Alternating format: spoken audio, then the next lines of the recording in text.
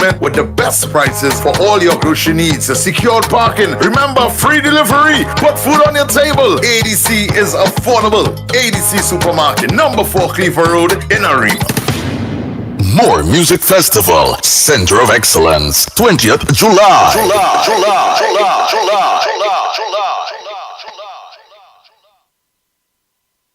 6 a.m. to 9 a.m. Join Andy Williams, Michael Kerr, and Lennox Smith, the Ground Report team on M1047 as they rip apart the lies, half-truth, and misinformation that the mainstream media never discuss. The Ground Report. Hard-hitting, informative, undiluted, uncompromising, and unfiltered.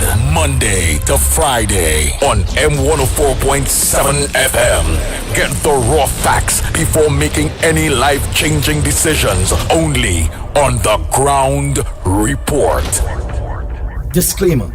More FM Limited, its owners and associates, accepts no responsibility for statements made by the talk show hosts or their guests. More FM Limited does not endorse any of the information provided during this commercially booked segment as the truth. That you have to judge for yourself. We, however, reserve the right to question statements made. But in this time of misinformation, government-controlled media, and corruption, it is sometimes hard to get the truth. But we must try. It is not our intention to discriminate or annoy anyone. We believe it is our constitutional right to free speech, to voice our opinion, and our duty to the population and country to expose the truth. More FM Limited takes no responsibility for the opinions of others.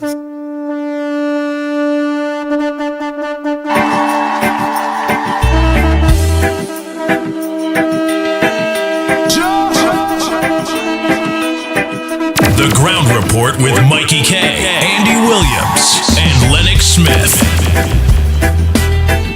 More FM 104.7.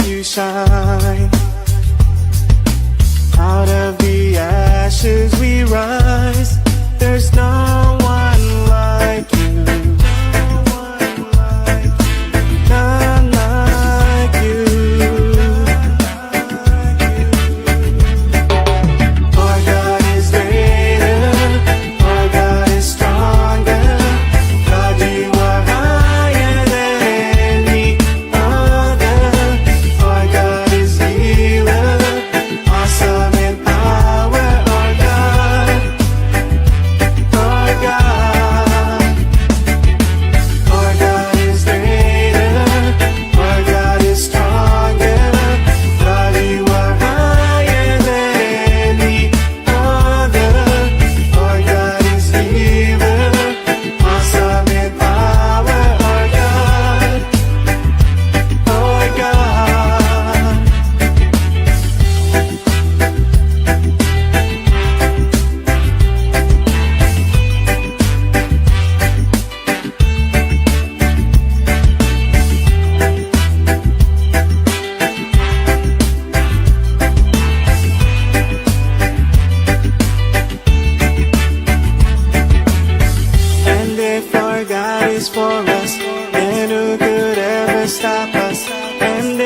God is with us, then what can stand against? And if our God is for us, then who could ever stop us? And if our God is with us, then what can stand against? Stand against.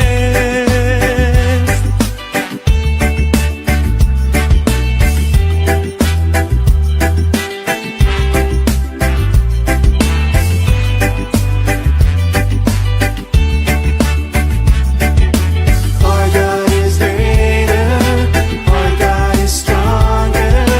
God, you are higher than any other. Our God is healer, awesome in power. Our God, our God. Our God is greater, our God is stronger.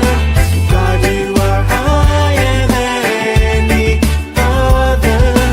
Our God is healer, awesome in power. Our God, our God. And if our God is for us, then who could ever stop us? And if our God is with us, then what can stand against? And if our God is for us, then who could ever stop us? And if our God is with us, then what can stand against? Stand against.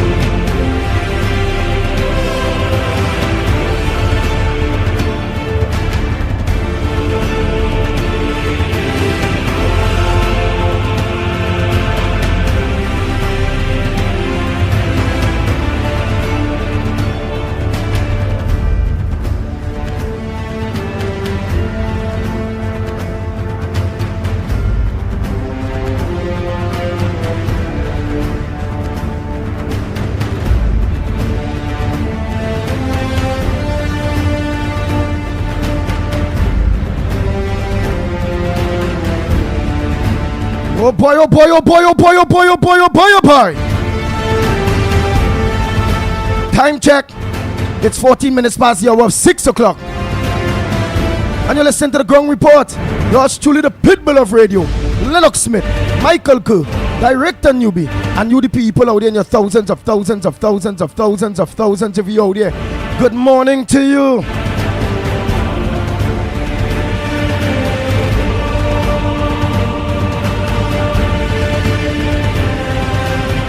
I must say a pleasant good morning to all loyal listeners. To all maxi taxi drivers, PH drivers, bus drivers, truckers. Good morning to you. To all senior citizens, a pleasant good morning to you. To the physically challenged disabled people, a pleasant good morning to you. Not forgetting our sister Isle Tobago. Good morning to you, Tobago.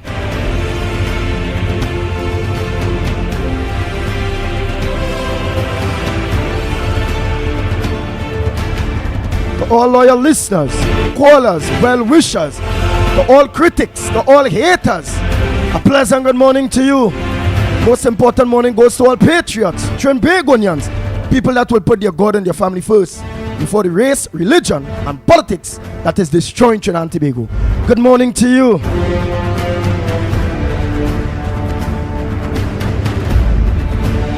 Good morning to those of you that are locked on to us on Real Media TT on Facebook, Real Media TT on YouTube.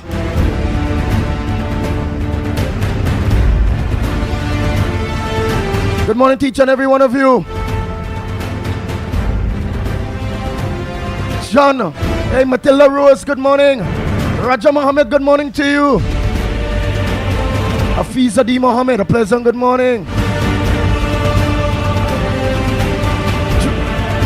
June, good morning. Passad, a pleasant good morning. Tara, all the Taras, a pleasant good morning to you all.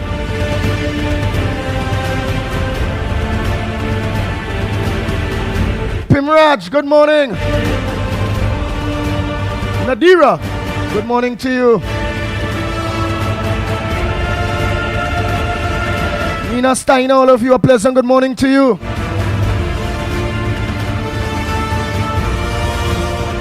Carmen, good morning to you, Carmen. Baby, good morning to you. Miss Balmain, good morning. Ruby. Ruby Sami, good morning to you.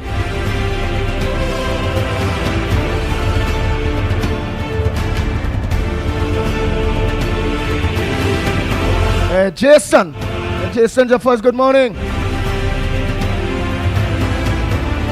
Rishi Ali, a pleasant good morning to you. Dafika Balkaram. Good morning, Nigel, good morning. Samantha, good morning to you. Tommy, good morning. Angela, good morning. Sunil, good morning. Bomati, yes, on YouTube. Good morning to you, man. All of you. Michael Scotland, good morning. Marilyn Ceteran, a pleasant good morning to you.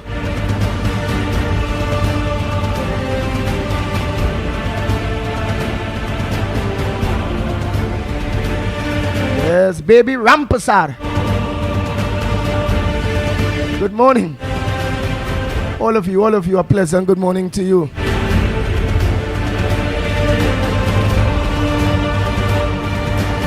Enjoy, good morning.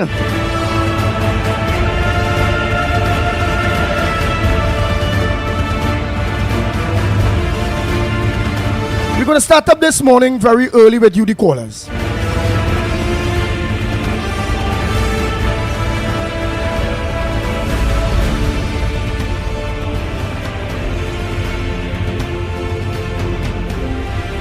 The Parliament.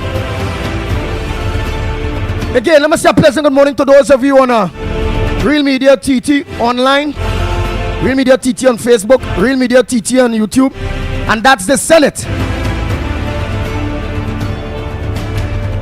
And for those of you that are locked on to us on 104.7 more FM, I will be calling the limelines, including WhatsApp or WhatsApp voice notes. This is the House of Representatives.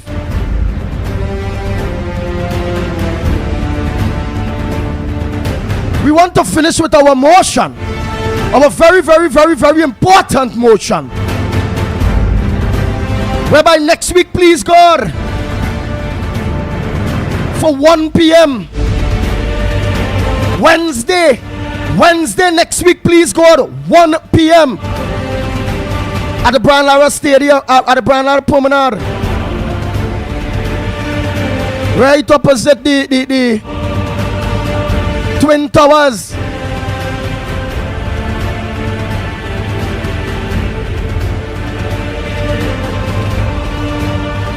We're gonna meet there.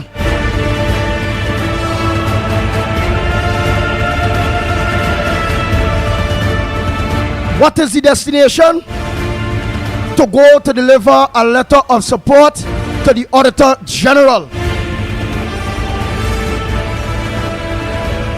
To go stand side by side, sending that message loud and clear. Thank you, and we stand with you. Not many people we get in high positions, independent offices, that stand up and do the right thing. We standing with her because we know the record of the government. When they can't get their way, she will end up our next Gary Griffith. She will end up our next central bank governor.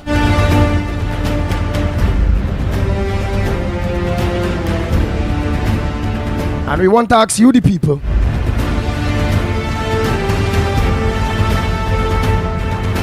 what says thou? What's your vote? Next week, Wednesday, please, God, 1 o'clock, Brian Lara Promenade. For those of you online, yes, Joala, Rambaran, yes, Nadira, and many other people, she will end up like that with.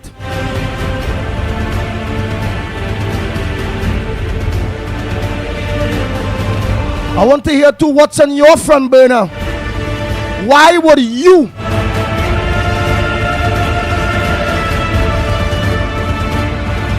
because a call is a vote. Let me say pleasant good morning to Mr. Freeport. Good morning to you. Good morning, Ryan. Bujram John, a pleasant good morning to you. Tommy Mohammed, good morning to you.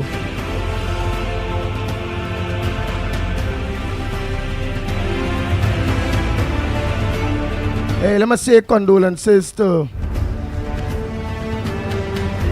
the Jadis family. I went to a funeral yesterday. He better known as Lloydie.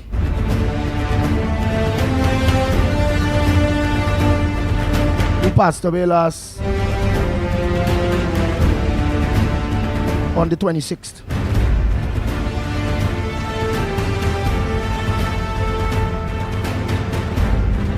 I met him about two weeks ago. Because he and his wife, I went there to get my nomination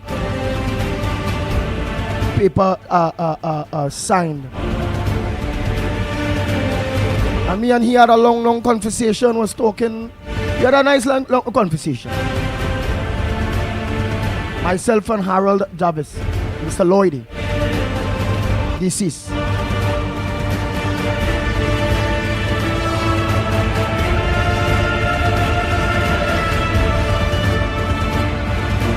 Wow. Let me say a pleasant good morning to the people of Toko, Sandy Grande, Valencia people. A pleasant good morning to each and every one of you all.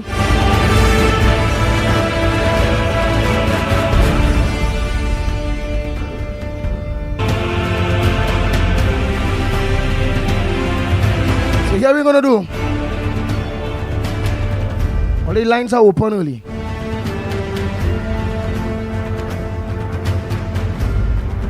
What's on your front burner? What's supposed to make news that not making news? What says thou? And what's your vote for next week? Wednesday, please, God. 1 o'clock. Brian Lara Promenade. Morning caller. Morning, Andy. Morning, Trinidad and Tobago. Morning, Lennox and Mikey K. But Andy, yesterday I went to the hospital to get some medication for someone. And here what's going on. The eye clinic was in St. James, right? It normally was in St. James. They move it to Port of Spain. They move it back to St. James. They move it to Port of Spain again, and it's so going. People yesterday was so disgruntled about that. It has some people need their eye to be examined and the cataract to be cut. If you hear people start to get on, and the majority of them is the senior citizen, people bawling and saying, just imagine this. I come here I come here in the eye clinic now. They have a big note stating that you have to go back to St. James. They have the people and them like a pony convoy. That is what's going on in the country. So I am asking now, where all the money the government collecting? Where the money going? People balling out. It have this woman say, oh God, where am I getting money to go back to St. James and then to pay passage to come back? I don't have no money. And you know, these same people Who talking? When you reply out to them, they say, oh God, the government trying. But this is the same people who grumbling. They don't have no money to go to the eye clinic in St. James. So you know what? Sometimes you just have to hush and leave those people alone because they don't make sense. The government doing them so much chatting and they still with the government. They like what they getting. So you have to leave them alone. And I will be there next Wednesday. I will be there because I think this is a firm stand that they are taking. So I will be there. Before I go, I want to say Santa Rosa, good morning to my little friend. Good morning, baby girl. Thank you. I'll call back. Thank you very much.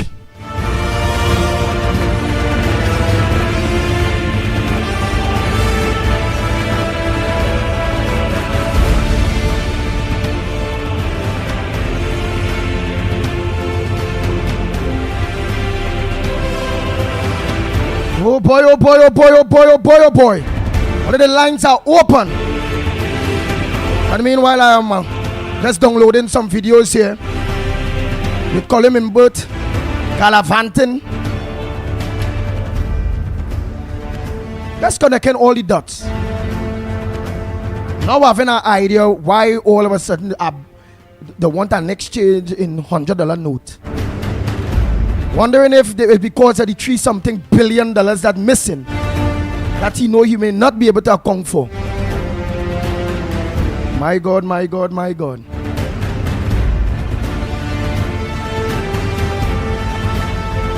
So the lines are open, Trinidad and Tobago. The numbers to call.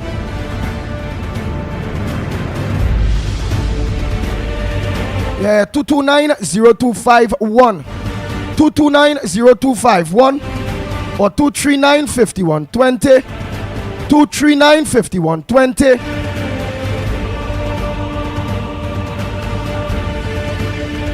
Or give us a WhatsApp call at 366-3053. 366-3053. The lines are open. Morning, caller.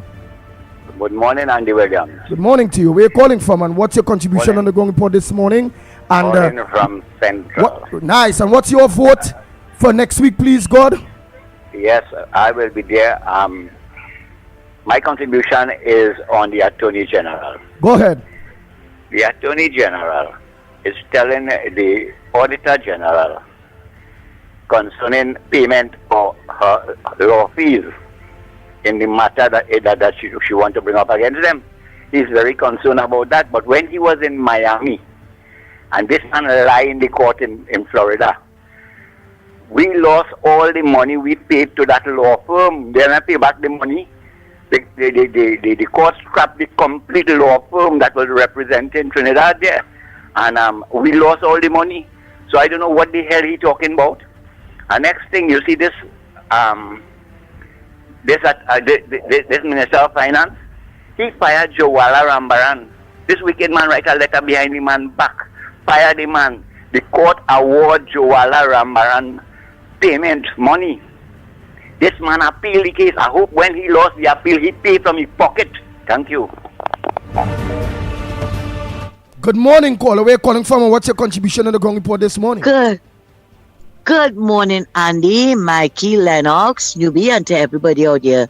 Andy, my first contribution is I want to send condolences to the family of one of our UNC stalwarts, a rare activist, Mr. Lapai. Everybody know Mr. Lapai calling the radio stations and so. Yeah. But ever since he passed away, I think it was last night. I want to send my condolences to the family. You see, Andy, how many of these people dying on? I wouldn't say is they're causing it or whatever, right? But look at the last 9 years, what we have been through, right? Some people not surviving it, but what we gonna do? God was ready for him, and well, he called him home. he called him home. Andy, when I listened to him in that Senate with Anil Roberts, right? They tried very hard to shut down Anil. But Anil found a way to come out with all the nonsense that's going on. Because he came out with Douglas politics last night. What I think is bothering this government and Imbert and them more than anything else is the fact that the Auditor General took Anand Ramlogan as her lawyer. Okay. Excuse me. And I think they will have to eventually pay Anand Ramlogan when she win the case. And that is what bothered him, because she is going to win the case. She is going to win the case. You can't tell me you do a whole set of nonsense and expect to get away with what it is you're doing. No, that's not working so. And that, I think, is bothering them more than anything else out there. And before I leave Andy, I want to say something to these anti-Kamala supporters. You could embarrass her, but you cannot destabilize her. You can try to do what you want to her supporters, but we're not backing down, right? Because as far as I know, we live in a democracy. You all talk about being democratic and freedom of speech or whatever. But from the time we push back, I would say everybody, some of us, we push back. You all talking about suing this and suing that and suing the other, right? I'm going to frighten anybody with that. Because we see them, we know all them by the husk. We know them by the husk, right? And I'm calling on all Kamala supporters, don't be intimidated. Stand strong and stand firmly behind her. Because I strongly believe, Andy, we all saw the good work that this lady did when she was there. And we know that she can do it again. And if they want to put up memes about her, she can't walk, she can't this, she can't the other, so what? Her brain is important. Because Rowley could walk and Rowley destroy the country. Andy, thanks a lot. Have a good morning and a good day. Thank you very much.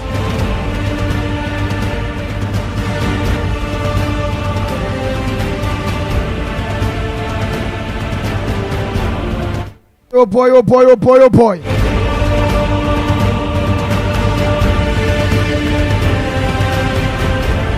The lines are open.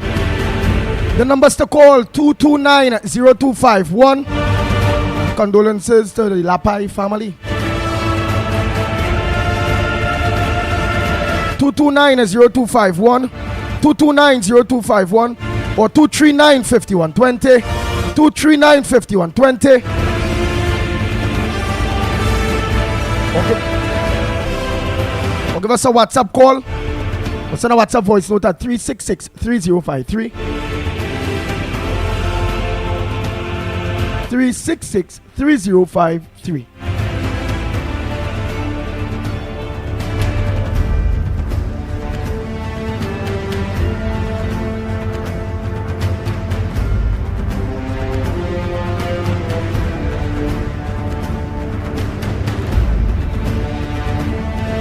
Oh boy, I'm trying to load up, Here it is. Let me take a quick break and come back.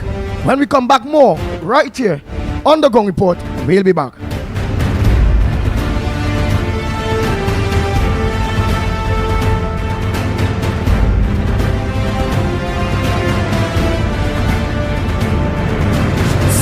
8 a.m. to 9 a.m. Join Andy Williams, Michael Kerr, and Lennox Smith, the Ground Report team on M1047 as they rip apart the lies, half-truth, and misinformation that the mainstream media never discuss. The Ground Report.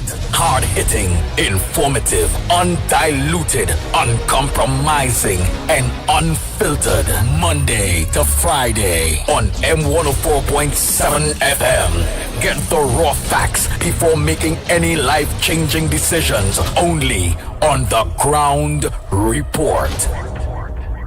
China and Ari Restaurant is open for breakfast, lunch, and dinner 7 days a week from 6 a.m. to 10 p.m. 67 Western Main Road, St. James, opposite Standards. Serving local breakfast items like sada, fry bake, roast bake, and pies. With all your favorite local fillings. Assorted lunches available from 10 a.m. to 3 p.m. Get pilau for $25 or get combination lunches from $25 to $40. They also have soup specials as well as crab and dumpling from 6 p.m. Have dinner on the pavement a la carte with burgers, fry nuggets, gyro, and just about anything you can think about. Call 382-9347 to place your order. Shiny and Ari, Main Road, St. James. Open 7 days a week. The big question today, how much will my electricity bill increase? Stop worrying. Act now. Replace your bulbs with energy efficient LED bulbs now available at Trinity Lighting. When you purchase 4 60-watt LED bulbs for $112.50, you get 2 absolutely free. That's right, absolutely free. Or purchase 3 100-watt LED bulbs for the same price and get 1 100-watt LED bulb free. Trinity also has the following options. Purchase 2 4-foot LED tube or 1 8-foot or 2 LED colored for the same price, $112.50. At Trinity, we also stock specialty items and a wide range of electrical supplies for all your household, medical, marine, commercial, and much more. Any hard-to-find bulbs or parts, we can source it locally or internationally. Check us out at 123 Western Main Road in St. James or call 628-8373, WhatsApp 461-8620 or email trinityetc@yahoo.com. Every word, every line, every paragraph depicts a real moment in someone's life. A father, a sister, a mother, a brother. We at Newsday are dedicated to you, the people, and through independent, unwavering journalism, strive to always bring your stories to life. Because your stories are more than just words. Newsday. Independent and credible. On Thursday, May 30th, the day of the holiday, get ready to set sail on the ultimate retro experience aboard the party capital of the ocean, the Harbor Master. Pack your coolers and get ready for Retro Rewind. Retro Rewind. The ultimate old school musical journey. Boarding 9 a.m., sailing 10 a.m., featuring the DJs that know how to keep the vibes unstoppable. Ken Simmons and John Boy. Third base, no time to waste. Dr. Ross, Sensational Sammy, and the Hitman Howie T. Juggling the tunes we love. The Hitman Howie T is coming to Retro Rewind to rip up with some serious cassette tunes. Get your $275 tickets at all cashier outlets and islandetickets.com. Come, relive the moment. Live the moment. Live the moment. People. Let the music take you on a musical journey through the years. Retro Rewind. Retro Rewind. On Thursday, May 30th, the day of the holiday. Retro Rewind. The ultimate retro experience of more than the rainy season is here. So be weather smart and change your tires to handle the nation's wet roads. After all, you don't want to be the one to cause any accidents, do you? So why not check out Racetrack Wheels right now? They're the only one that gives you quality tires to hold the road properly. And to top it off, Racetrack Wheels carries all sizes of tires for all makes of vehicles. They are the sole distributors for Salem and Achilles tires. These tires carry a full manufactured warranty and is the #1 tire for comfort and performance in this rainy weather. We have the latest rims in all sizes, all at drastically low prices. We also do blank wheels that could be drilled to your vehicle specification. It's all about new technology and keeping ahead of the game. So hurry on down to Racetrack Wheels, 3 locations. 330 Eastern Main Road, Aruca, 82 Bethany Road, Bucco, Tobago, and 64th Southern Main Road, Chase Village. Or call 285-9168. So my friend, take it from me and be weather smart this season and change your tires right now at Racetrack Wheels. Trinidad and Tobago, welcome to the most premier reggae dancehall concert in the world. The World of Reggae. Saturday, June 8th, Queen's Park, Savannah, featuring Maxi Priest. I just wanna be close. The sweet, soothing style of the world famous Maxi Priest.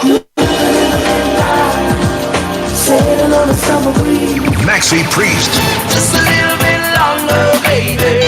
Oh, my love keeps growing stronger. Maxi Priest, together with his full band, alongside reggae superstars Shabba Ranks, Barrington Levy, Anthony B, Sean Mason, and more. For more info, visit Instagram, TikTok, and Facebook. Keywords World of Reggae. Brought to you by the Ricky Ragunanan Group of Companies and DG Homes.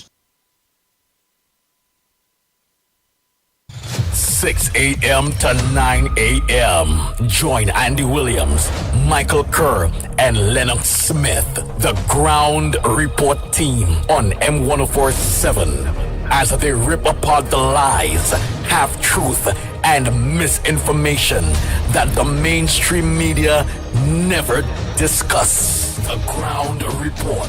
Hard-hitting, informative, undiluted, uncompromising, and unfiltered.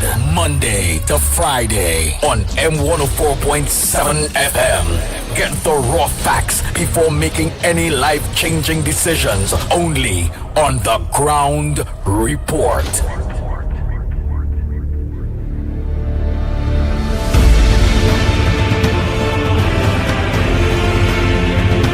Oh boy, oh boy, oh boy, oh boy. We are back, we are back, we are back. Time check. It's approximately 42 minutes past the hour of 6 o'clock. Are you listening to the Ground Report? Well, we know Lennox Smith's supposed to be taking a little rest.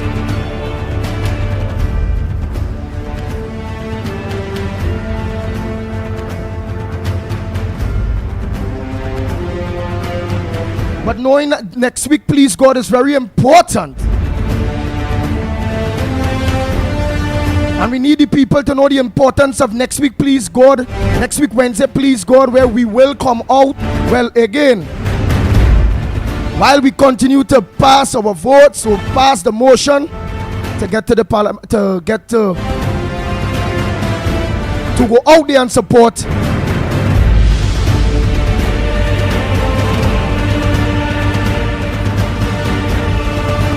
the Auditor General. Lennox Smith, morning, my brother.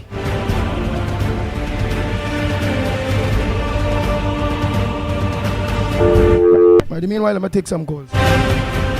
Morning, caller. What time it will be? 1 o'clock. The promenade for 1 o'clock. All right. 1 p.m. Enough time for people to travel and all those various things. Enough time. Morning, caller. Good morning. Good morning to you. Where are you calling from? What's your contribution on the Ground Report this morning? I am calling from New Grant. New Grant? Yes. And my contribution this morning to the Ground Report is gas price. Gas price? Liquid gas. Gas price right now is at about $1.80 US cents. We budgeted at $5. So we have a shortfall. So that means that the national budget this year will come in short plenty. We had the closure of Petrochin. We had the closure of Metal. All these big companies closed down. All the people who work for good salary out of a job. We created CPEP and URP, where you could take home between $3,000 and $3,500 per month. Housing we created, but when you rent a house and you have to pay $1,200 rent, and the cost of living rises by 16%. Garlic right now is $16 a pound. So your salary cannot match to pay your mortgage installment or your rent installment together. So if the people of Trinidad and Tobago cannot mathematically start calculating, at the end of the day, we all will become grabbers. So anything we get will rob people to survive. That is what this PNM government has brought this country to at this point in time. Thank you and have a blessed day. Thank you very much. Wow.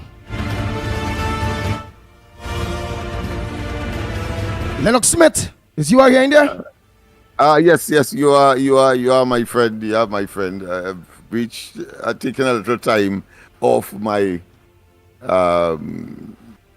doctor's orders to take a little rest. I thought it was important, of course, because this issue of the Auditor General and the initiative that the ground report is now taking in defense of the integrity of the office, the independence of the office, and the non-scuttling and the shenanigans of this administration to purport to be acting in the best interests of the population, having, of course, committed a very egregious act, and that is to say, not accounting by a shortfall of a mammoth $2 billion and counting is cause for deep concern. And the excuses that are so puerile, infantile, nebulous and nonsensical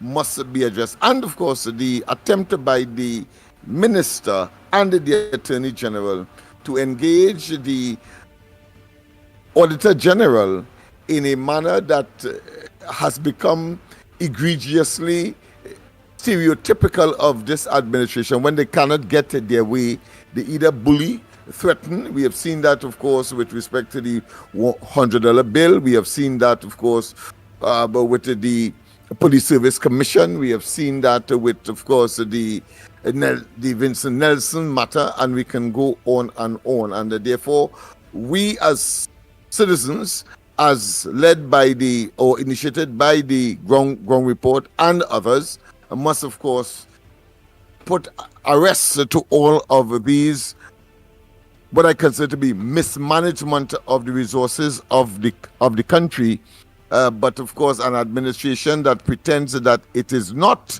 engaged in such manifestations, even though, of course, that has been the overall experiences of the population: mismanagement, incompetence, impotence, bullying, aggression, and of course the weaponizing of government against the people. And I think this is one where the buck must stop, particularly in circumstances where it has to do with our finances and the impact it has on the international potential for our friends to assist us, whether financially or otherwise, whether we can borrow. We have, of course, the whole question of our seek foreign assistance. Hey, Dark Vader, you start. You have to fix your thing. Was it start? Fix your mic. Yeah, you I'll have to pause. Go ahead, you go ahead. All right.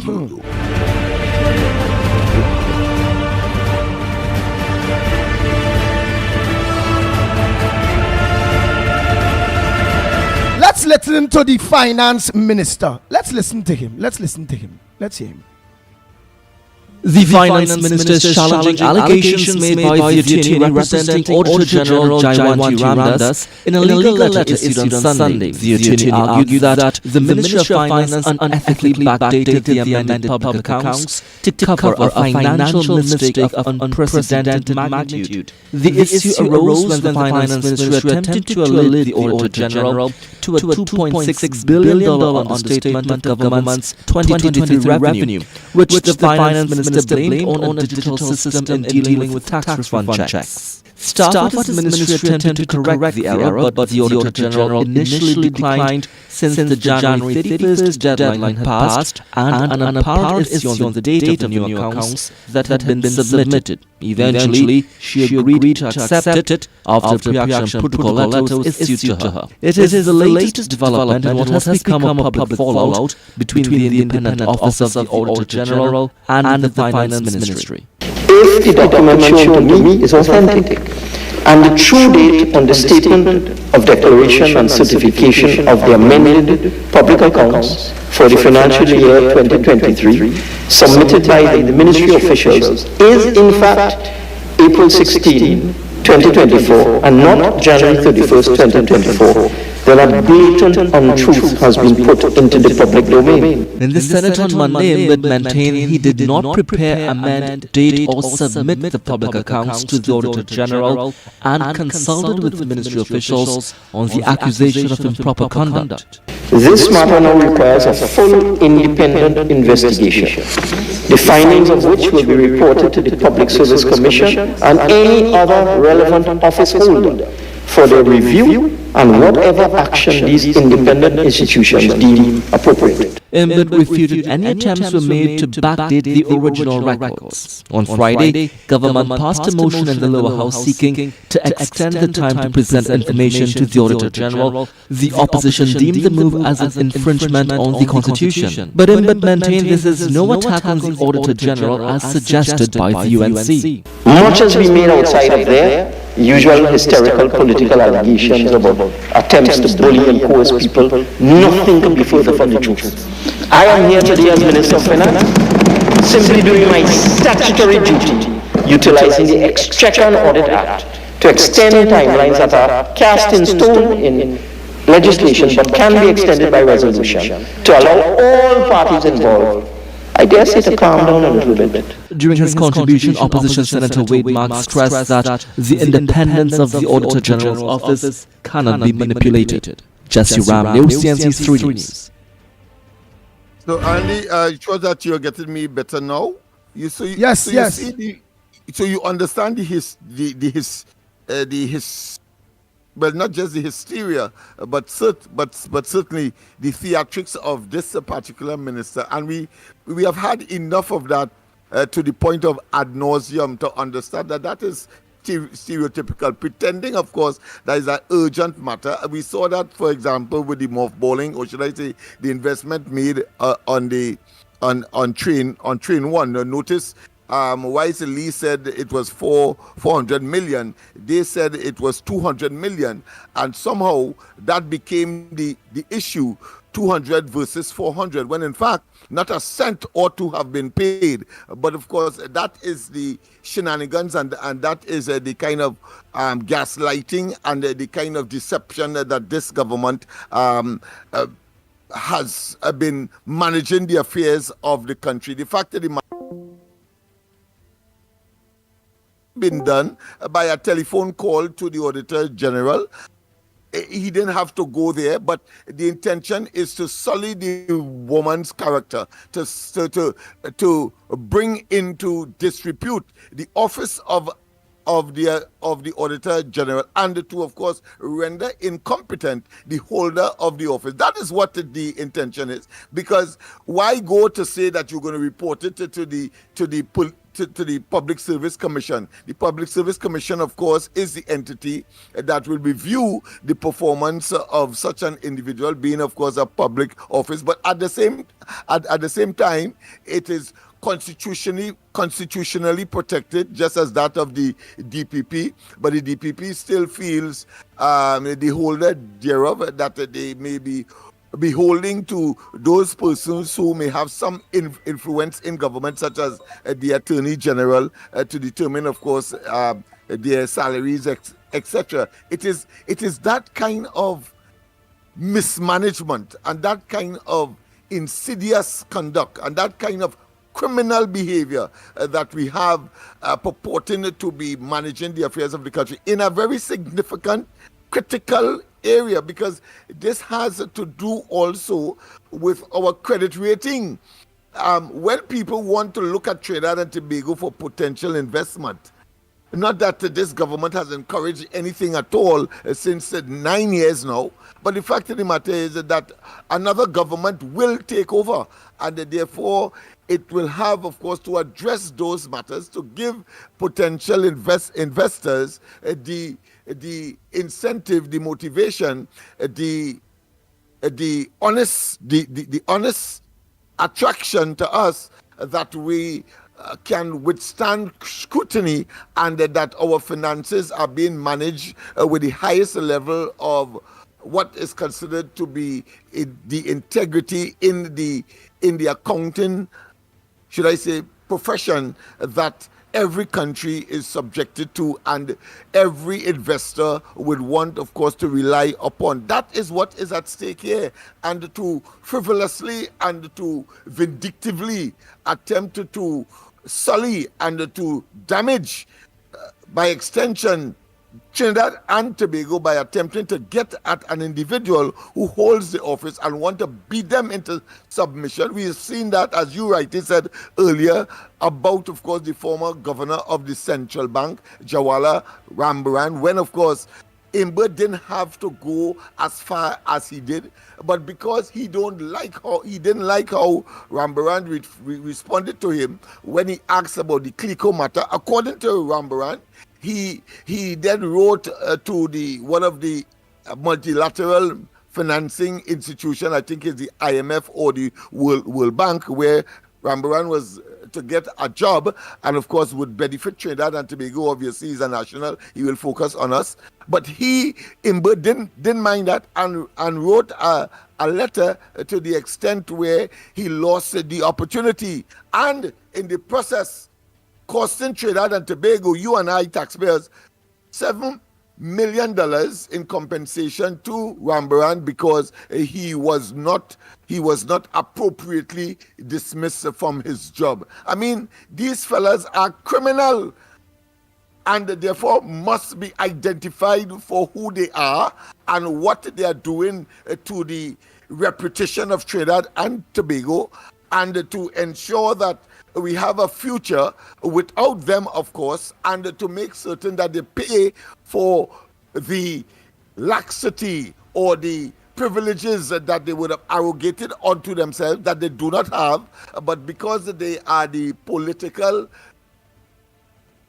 office holders and in charge of who must eat and who mustn't eat temporarily for only 5 years in this case, or 5-year terms in this case, we must resist, and therefore the efforts of the ground report to corral all those who have an interest in Trinidad and Tobago, and I mean everybody except these guys who believe that they can arrogate onto themselves actions that is not only inimical to the interests of the country, but because of their ego and their chauvinistic and their attempt to dominate in such a way so as to have absolute power and control in Trinidad and Tobago, doing untold devastation to the psyche and the economy and the socio-economic and psycho-cultural, should I say,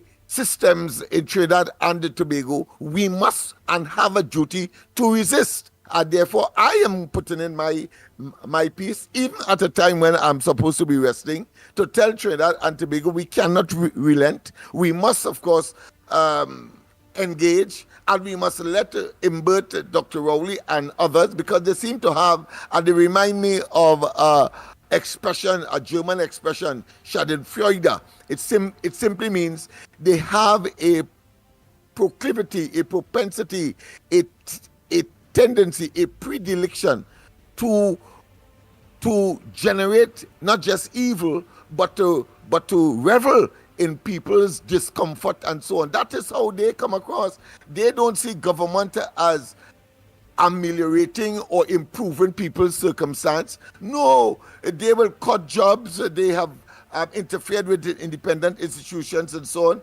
People are involved. They will reduce, of course, the amount of budgetary allocation for various critical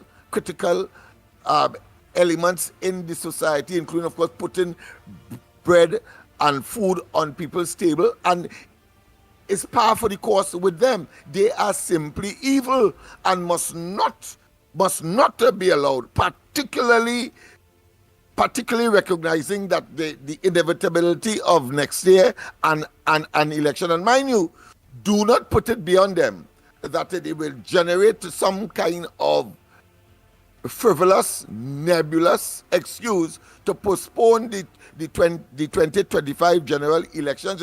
Don't put it beyond them, because they know that what is facing them is certain blue lights and silver bracelets when they are out of office, a bunch of cowards. That is what they are, but could only act and act in that rambunctious and belligerent and with the appropriate bellicose language only when they are in government. Notice that when they are out of government, you have Hines, of course, running all over Bath Street and thing, looking for somebody to wash his clothes. And then, of course, you have Imbert saying that I will not do what they accuse me of before. We have all of that on record, so I say so without fear of contradiction, and of course, do it without fear of being, of course, accused of defamation or any other terminology that they would want to use in order to convince what I consider to be the lackeys and the sycophants and the apologists and so on. But thank God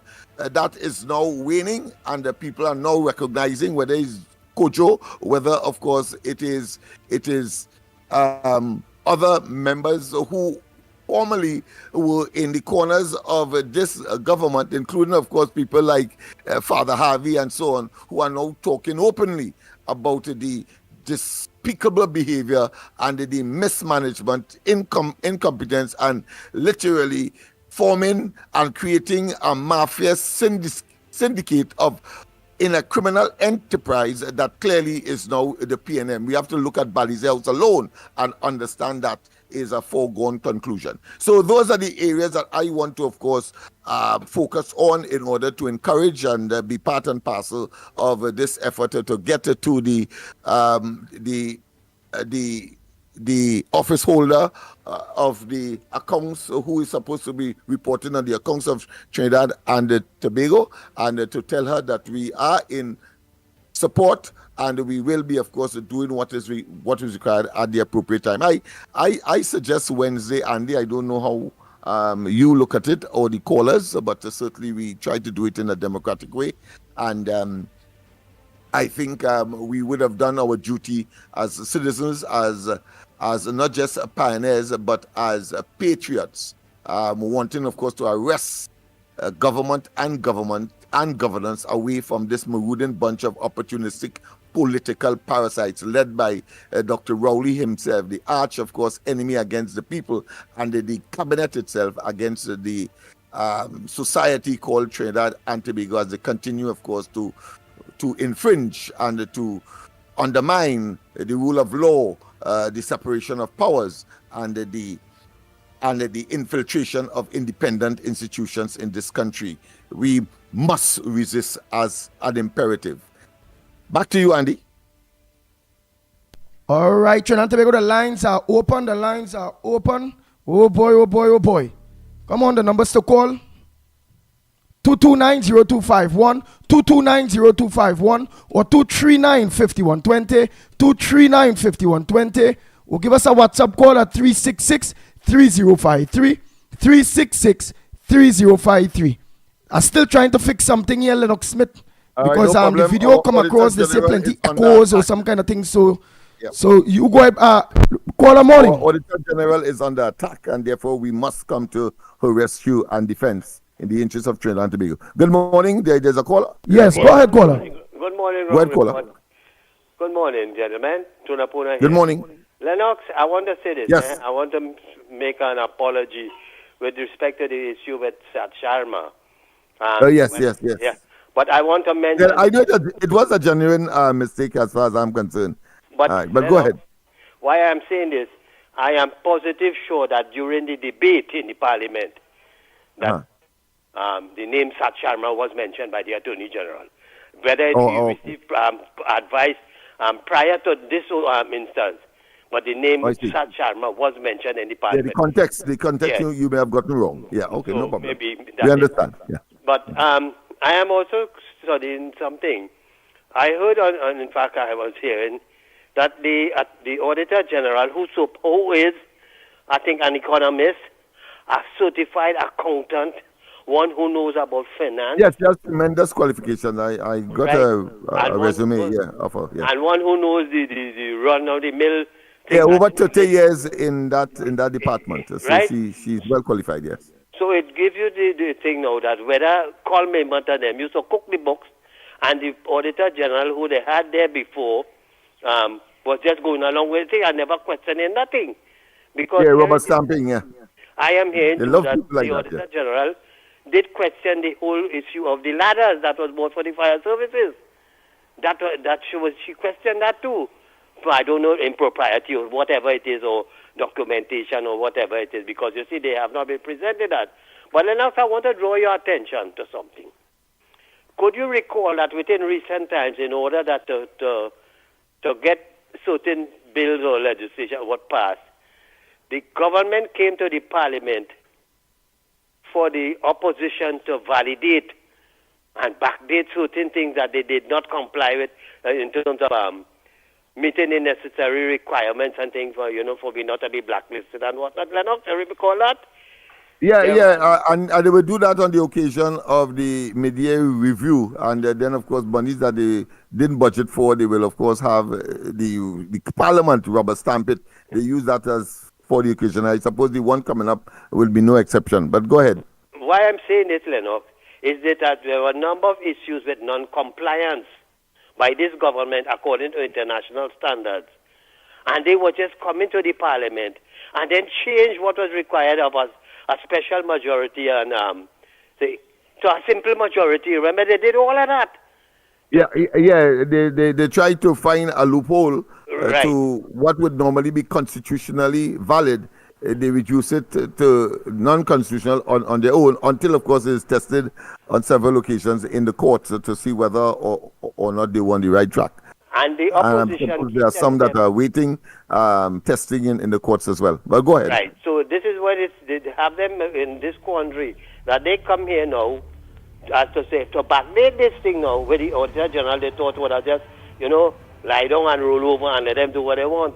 But as I said, I draw reference to the previous issues in the Parliament because I just be watching it. Yeah. And there but I want to just to interrupt you there. Imbert found an opportunity with respect to that discrepancy. You heard him in the clip just now.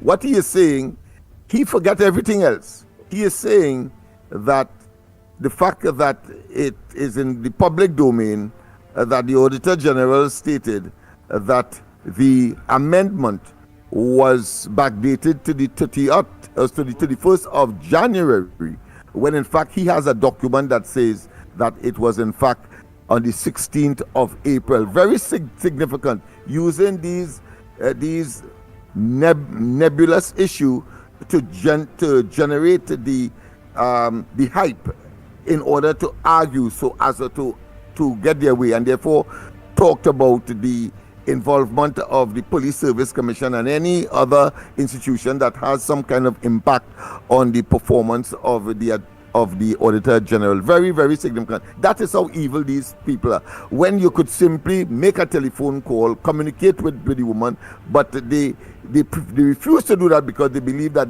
they are almighty and therefore they can go through these shenanigans and these circumlocutive way in order to have their way. We have seen it too often not to be concerned. There's always some sinister agenda to try to undermine a particular institution that they can't get control of, or there is some kind of resistance. But go ahead, my friend. The General complied with what is the requirement of to submit the accounts to the Attorney General and to the Parliament by the end of March. She complied, which is a constitutional right. This is a book. But when you come now and you do that, that is the Colmembot, and then you did, and you had a time lag of almost, sorry, that was January. You had all up to March month and thereabout. If you discover that there was some kind of thing that that discrepancies and whatnot, you did not do that. But what you come to do is just to rush it through to she, and without providing any information as to how you arrive at these discrepancies. And she said, no, I am not going to rubber stamp or anything like that. And because she took that firm position, and then you went on to get to send protocol letters, you used threats against her office. You tried to contaminate the woman's mind and to make her office look bring her into disrepute as you've been doing with all other so-called independent institutions. But she stood her ground. And as I was making the point, that call members and them have been forcing and pushing down things on the opposition in the parliament with retroactive things that they were supposed to do long time. And that thing, and I'll tell you this, Lennox, the independent senators and them, you have to watch plenty of them. They snake. Because especially this... But I want you to go to the top of the class, Mr. Tonapuna, because you have hit the nail on the head. The question of the discrepancy in date and the according to Imber, the misleading statement attributed to the Auditor General is merely a red herring. What is really the issue is that, as she claimed, and Imber did not deny it, she took on board the adjustments and the reconciliation with respect to the $2 or $3 billion that could not have been accounted for as income. However, there has been a further 700 million that there could be no reconciliation because there was no evidence to show that where that came from. And it is that Imbert is trying to, of course, obfuscate, is trying to colorfully or by those hyperboles and those threats and trying to capture the public interest. And as I said, those sycophants and those apologists and those persons who they consider to be ignoramus, and that we will not, of course, focus on that. That is the issue. The issue is that Imbert and they, don't matter how they tried to reconcile or to compensate or to prove that the 2 billion or 3 billion that was in question, there is a final 700 million that almost $1 billion that cannot be verified, certified, or should I say have some kind of relationship as to where it came from. That is the issue, all that talking, that is the issue. And of course, the Attorney General not wanting to give her or should I say not protection, but to finance her legal cost, saying that he's already advising the Minister of Finance. That is irrelevant. If it is that you see that as a conflict of interest, and he was correct, you cannot advise both the Minister of Finance and the Auditor General in an area where, of course, there is a conflict or a difference in position, contradiction or otherwise. So what you do, the state must now pay for the legal advice that the Auditor General must now get based on her independent choice of a particular legal firm. It doesn't matter whether it's Adan Ramlogan's firm involved or Ramesh Miraj, as the case may be, but the situation is one where she cannot get, and on principle cannot get and must not get in such circumstance the Attorney General to advise both of them when, of course, there is a conflict in position. So therefore she has gone outside of the government, outside of the Attorney General, and the Attorney General is now saying he is seeking advice now as to whether or not he as representing the state must pay her bill. I mean, it is ridiculous. Now, then when you're also, Lennox, when you're watching the headliners in the papers, they were the AG saying he's not taking intimidation, he's not threatening and all kind of bacchanal thing. I can't understand again why the aggression, or why it is, whether it be the AG, whether it be the Prime Minister, whether it be all of them just aggressive. Yeah, they want to have the criminal way. You go ahead by the time. To compromise her integrity and the office itself. We have seen too much of that not to be deeply concerned that they have criminal intent. We saw that even with a former president. Oh gosh, the president had to come out and speak, and it's only when she come out and speak, recognizing that her integrity and the office was in jeopardy, that Rowley come out and say it was he who made the interception on that shortlist only because they wanted to get at Gary Griffith then, of course, either was the substantive commissioner of police or prevent him from applying or have applied and was being considered on that shortlist to be forwarded to the parliament. But instead, the reverse took place, and that is a matter, of course, yet to be settled when they get out of office. Certainly, that would be one of the priority matters I expect the succeeding UNC Kamala Prasad Bisesa administration and whatever configuration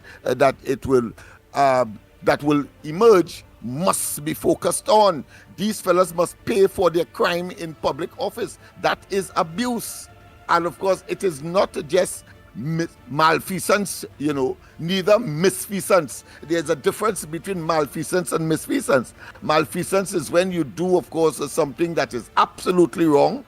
But misfeasance is when, of course, you have a duty and responsibility to do something in a particular office, but you do it wrongly. Well, that is what this government has demonstrated, both malfeasance and misfeasance, and must be, of course, be made to account for doing that to the population, having regard to the amount of pain, ache, agony, distress that it would have caused the people of Trinidad and Tobago over the last 9 years. And of course, if it goes into 2010, 10 years of this kind of what I consider to be mismanagement and the establishment of a kleptocracy. And I'm putting a stroke here or dash. Kleptocracy, stroke, idiocracy. A bunch of idiots who believe that somehow they are bright and that they could fool the people all of the time, when in fact we are laughing at them all the way to out of office. Tobago, well done. Tobago, well done. You first recognized them and you did what you had to do, and continue that which you must do. Well, Trinidad must now follow. And I am saying 28 seats, 29 seats, the UNC must get a constitutional majority to make certain that the appropriate measures are put in place. Never again to get that level of evil that can, of course, acquire the highest executive offices in the country, including that of Prime Minister. No way again must Trinidad and Tobago be subjected to that kind of travesty and that kind of evil and that kind of iniquity and that kind of mismanagement and that kind of self-serving avarice and greed, as we of course are hearing from some of the excerpts coming out of that auditor report, where of course people in government but beyond what we already know, such as Al-Rari, of course, getting a check from government for the rental of their properties, etc. Literally, all of that is littered inside of that document, huge document that Umberto them are attempting, of course, to sully the character and the integrity of the current and substantive Auditor General. That is but would we be able to say, because let me take this call here, because it are questions I would like to ask. Go ahead, caller. Pleasant good morning to you. Oh, yes, we have a caller. Go ahead, caller. Morning, caller. Go ahead, caller. Good morning. All right. That one? Yeah. I know you're trying to get to resolve a technical issue there, so that's why I have to engage, but of course under doctor's orders to rest. But duty calls, and once that is the case, the people of Trinidad and Tobago is more important. Well, in this case, it appears that the lines are open. Let me check them lines. The lines are open. The numbers to call: 229-0251, 229-0251, or 239-5120, 239-5120. Or give us a WhatsApp call or send a WhatsApp voice note at 366-3053, 366-3053. Let's see if these lines are working. Yes, we're trying to resolve a little technical issue, so if you're getting a little problem, bear with us. Yes. But let's see who is on the line. Morning, caller. Good morning. Money that they thief. I am praying and wish When they reach about 80 years, I will see them on the street and I might have to cross them over the road. And you know what I will tell them? I will tell them, look, that is the same money all you thieving from us and all you suffering us. So you know what? I will cross you. But God will make that happen. God will make that happen, that I will cross one of them over the road and I will tell them all the wickedness they're doing and all the money they're thieving and they want to put the blame on other people. I will tell them that. Thank you, caller. Oh, People boy. could never prevail over good. That's the essence. We have another call? Yeah, go ahead, caller. Go ahead, caller. Morning. Good morning. We trust that we have been very pellucid in terms of the issues that are really we should be considering. Next caller. and not Morning, the caller. reflections of this government. Good morning. You know how long is a couple of weeks now I'm trying to get on to you all again. But I ain't talking politics this morning. I'm talking about this cricket that they had, this thing what they had where they invited the CARICOM to. So probably trying to reinvent the wheel because that was a waste of time. Our greatest problem with cricket in this country, we have no good coaches. For example, we have David Folong as the coach for the Red Force. Where we reach nowhere. The fella he needs a coach. So it's a waste of time. Let me go on to a little thing further on.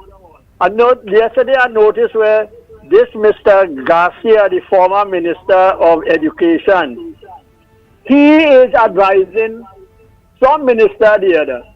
This man sleeping when he was in Parliament, he's sleeping right through. I don't know why they don't send this man home, let him sleep out the rest of his life.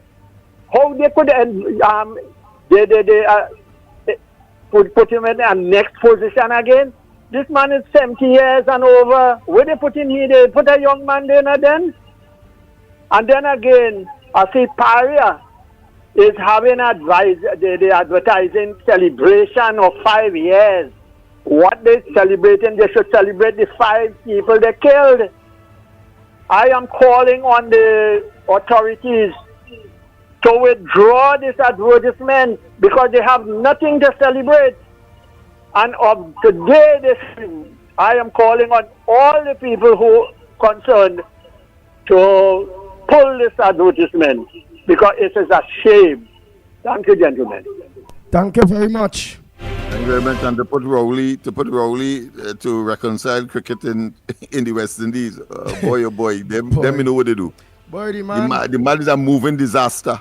Everywhere he goes, is some debilitating circumstance. He meets it good, and it turns out always to be a failure. And they put he there. I suppose Mitchell lost the elections in Grenada. That's why. So he is probably the default. Morning. Seconder. Good morning. Lennox Smith, this is Rick Henry from New York. Hey, good morning. How are you? I'm good, man. How are you guys?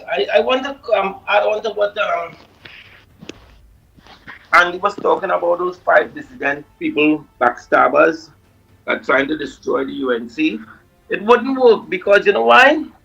The majority of the people in Trinidad now are more educated, more sensible, and they know the only weapon the PNM have against the UNC is to try to destroy the UNC.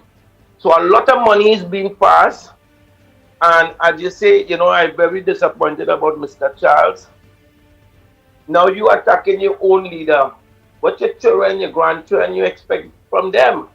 If you could be so, you know what I mean, ungrateful. And a lot of people don't know that Mr. Charles was the campaign manager in 2015, and he was greatly part of the defeat, or the cause of the defeat of the UNC in 2015. A lot of people don't know that. So a lot of money is being passed, as we know in the last local government election. One guy got 500,000. So do not be despair. The UNC is going to win the election. The majority of people know all these tricks that the PNM trying, it won't work. It would have worked years ago, but not at this present time. And I want us to continue to rally around the UNC, rally around our leader, Kamala Prasad-Bissessar, and we shall be victorious into 2025. Thank you very much. Oh boy, oh boy, oh boy. But Andy, that is a storm in a teacup. The whole question of elections and the indirect, should I say, vicarious attempt to attack the leader of the party, because that is what that is all about. On the 26th of June, the present term of NATEX come to an end. Kanhai made that very, very clear in an interview. So therefore, the whole question of whether or not elections will be held, that's a premature position, and therefore one has to look behind the scenes as to why it is people are acting up at this point in time. And always in their own interests is some people believe that they may not be given the opportunity. Some people believe that they have come to the end of their presence in the parliament, for example, and maybe there are some attitudes that they would have gotten, and they're trying, of course, to extract beforehand so they could make a determination for a new career, and all of those factors, all of which is nestled in a selfish, which of course is only right. People must not fall down and die because. But I think the people understand the importance, the real being, disappointed. But I think they understand the real importance of giving the support to the Auditor General next week, please, God. Wait, just now, before I answer that, let me just go to the line there. Let me just clear these lines on them here. Yeah, go ahead. Oh boy. Right, go ahead. Yeah, caller or me? No, you go ahead. Yeah, I think people do. But as I said, the government will not, of course, in fact, let me put it on next way, will have their propaganda machinery go in overdrive. It will be on steroids. You heard, of course, the shenanigans and the theatrics and histrionics of Imbert pretending. All of that is pretend, and I want people to understand that is pretense. So that is acting. They have a bizarre propensity to do that, and of course, especially Imbert. We saw that, of course, when Miss Dr. Rowley, as opposition leader, was under pressure.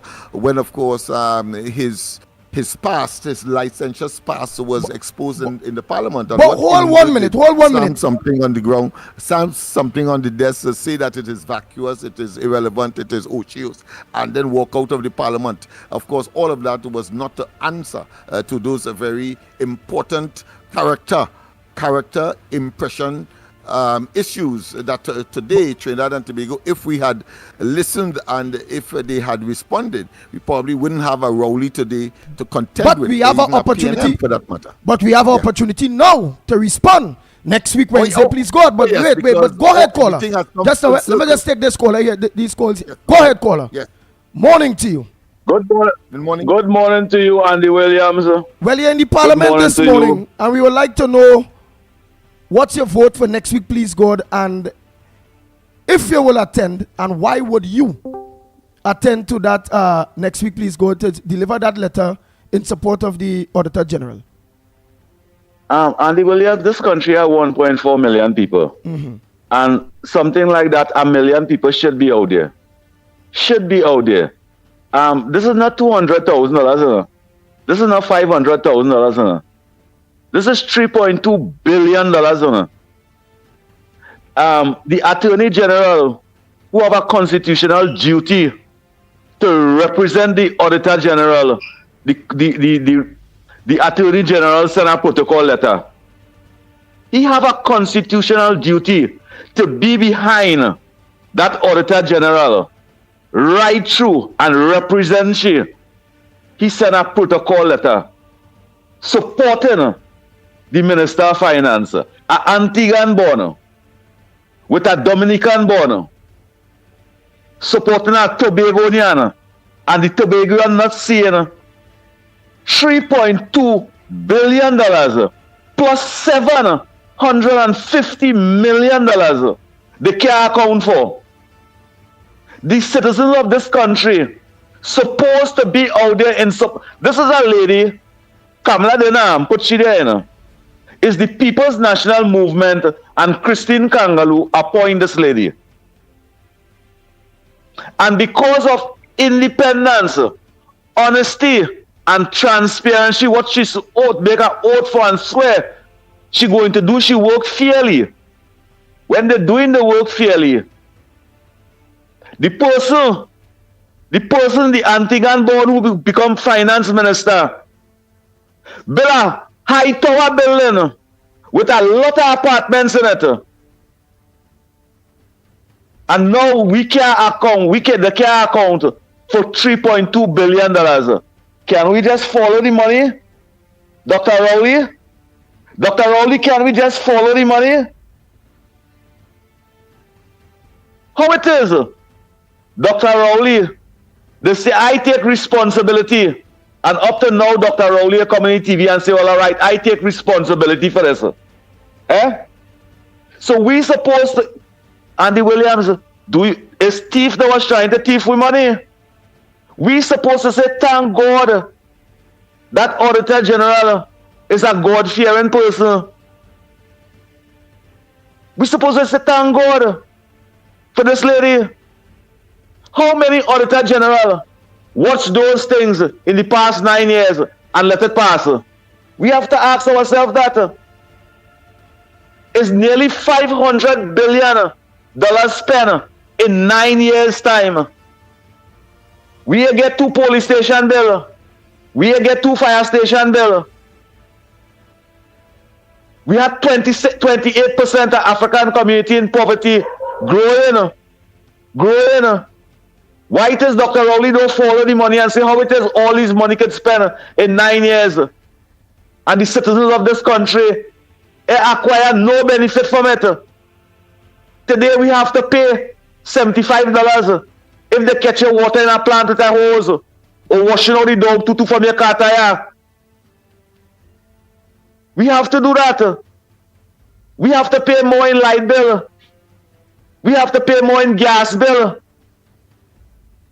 And we watching the ministers and them living a fancy life, a luxury life. And in nearly every ministry, we have to ask ourselves, how Dr. Rowley asking how the Ministry of Finance have $3.2 billion loss. The Ministry of Energy, billions losing. But when you could put a lawyer as an energy minister, and you could put a construction worker as a finance minister, Dr. Rowley, that is what you do to this country. You have been mashing up this country. Everything that Patrick Manning built in this country, all the good work and the applaudable work that the Honorable Kamala Prasad did in this country, you bring it right down.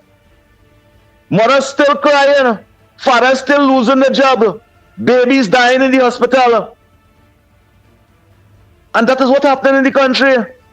Any sensible person that live and is a citizen of the Republic of Trinidad and Tobago could predict how this country will be if Dr. Rowley stayed chaos and problem. Pain, chaos and problem. If in 9 years' time 600 die every year, and in 9 years' time, for the past 18 months, over 50 babies die in this country, by negligence, By negligence, Thank you, Mr. COP. Oh boy, we had to go for a break because we have an interview with former Finance Minister Mariano Brown. Yep. So we'll go for the break and come back. When we come back, more right here on the Gong Report. We'll be back.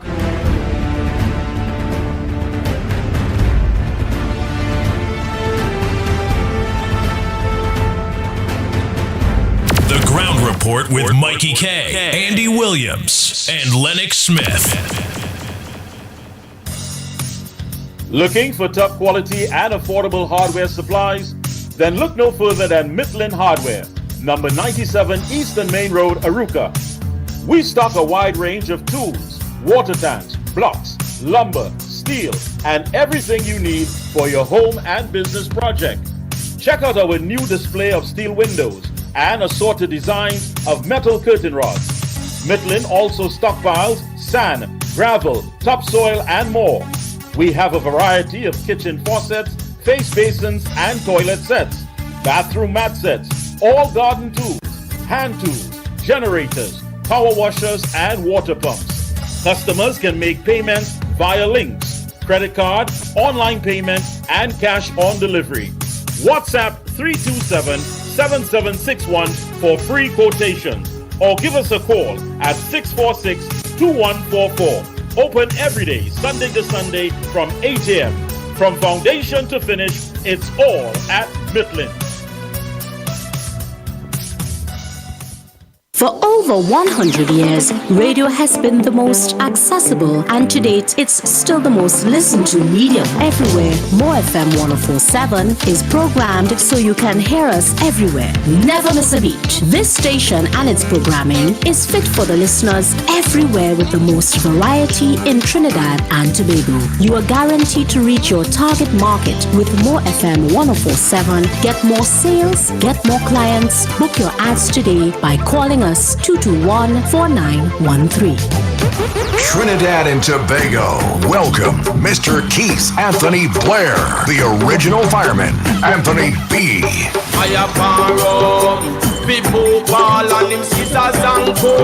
Anthony B. Anthony B.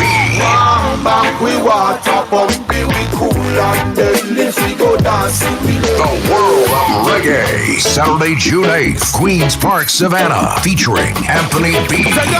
Good life with the good vibes. Your virgin is your virgin, sister is your sister. Anthony B. with full band, headline performances by the legends of reggae, Shabba Ranks, Barrington Levy, Maxie Priest, Shaw Mason, and more. For more info, visit Instagram, TikTok, and Facebook. Keywords World of Reggae. Brought to you by the Reki Ragunanan Group of Companies and DG Homes. Yes, you! Need quality printing at affordable prices? Then look no further. At Graphic Source, we've got you covered. Take your project to the next level for all your designs and printing needs. From t-shirt printing to labels, signs, and banners. Look no further. Business stamps, flyers, tickets, and invites, just to name a few. With 2 convenient locations. Eastern Main Road, St. Augustine, opposite Massey's Stores. And Arima Shopping Center, Broadway Street, Arima. Contact us today. 342-2664, 270-0428, or 360-8917. Graphic Source, your #1 source. You name it, we design it and print it. More Music Festival, Center of Excellence, 20th July.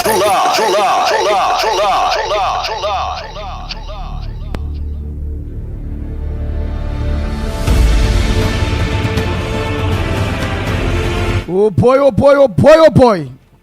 Mikey, Lennox, we are back. We have Mr. Mario Brown on the line. Yes, indeed, of course. Good morning, Mr. Brown. Good morning, how are you?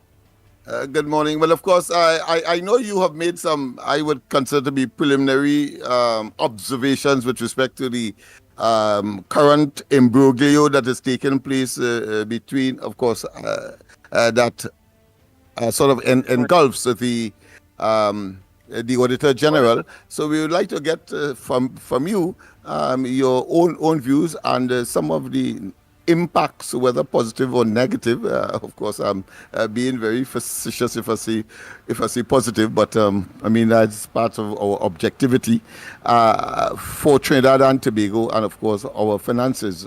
You being, of course, one who is very experienced in the financial field, having been, of course, I think a minister in that particular ministry in a previous PNM administration. So take it wherever you can, because we want to get a sense of what is really happening.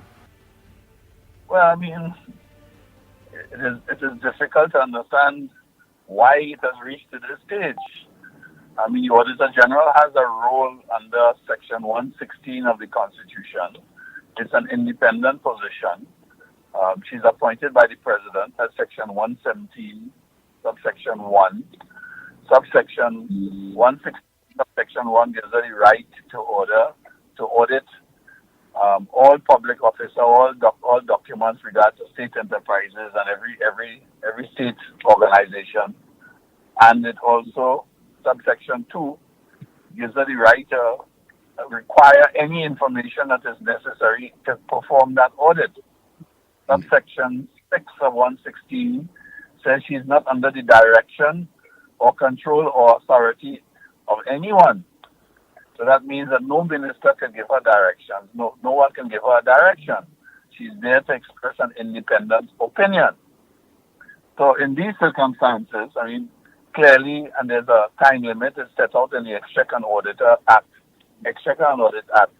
which sets out when you have to provide the information by and so on. So clearly, something has taken place. There were errors of several different kinds. The minister says that it's an error which is because of a program, an automatic program for automatic reconciliation. Yeah, software, yes. A software glitch. Glitch, yes. But yeah, but you have 4 months to prepare the financials. You should have picked up that glitch long before, especially if it's a new piece of software. So that doesn't give me any degree. That doesn't give me any degree of comfort. What that tells me is worse, that they didn't know that they had a problem. They found out about it subsequently. So that raises all kinds of questions about their controls and the procedures. Those are things that have to be done on a daily basis. So Mr. Brown, you raised an issue. 1 second, Mr. Brown. You made a very valid point there that if there was a glitch in this system, why wasn't the old system run parallel at the same time? Well, I'm not going to go there. I would presume that they did all their tests and so on. They run it parallel. I assume all of that, and that they ran it for a time. What that says to me is that the control routines were inadequate. It just didn't work. Or alternatively, that there weren't control routines, which is another issue altogether. Because literally, you had 4 months to pick this up and to get it right. 6 months later, pick it up. That's something you're supposed to pick up today. It's not something you're supposed to pick up 4 months later. So that raises all kinds of issues. But let's pass all of that. The bottom line is that the Auditor General is meant to express an independent opinion. You can't force her to give you the opinion you want. You can't make her give you an opinion. She has to give an opinion. The opinion could be good or bad. It could be qualified. And in this circumstance, it appears that the opinion is a qualified opinion, which of course is highly embarrassing for the government. Right? But at the same token, one has to ask the question, why was it allowed to reach this stage where there's a fight and a pre-action? A government department sending a legal letter to the next department. That and an attorney general that facilitates that. That is ridiculous.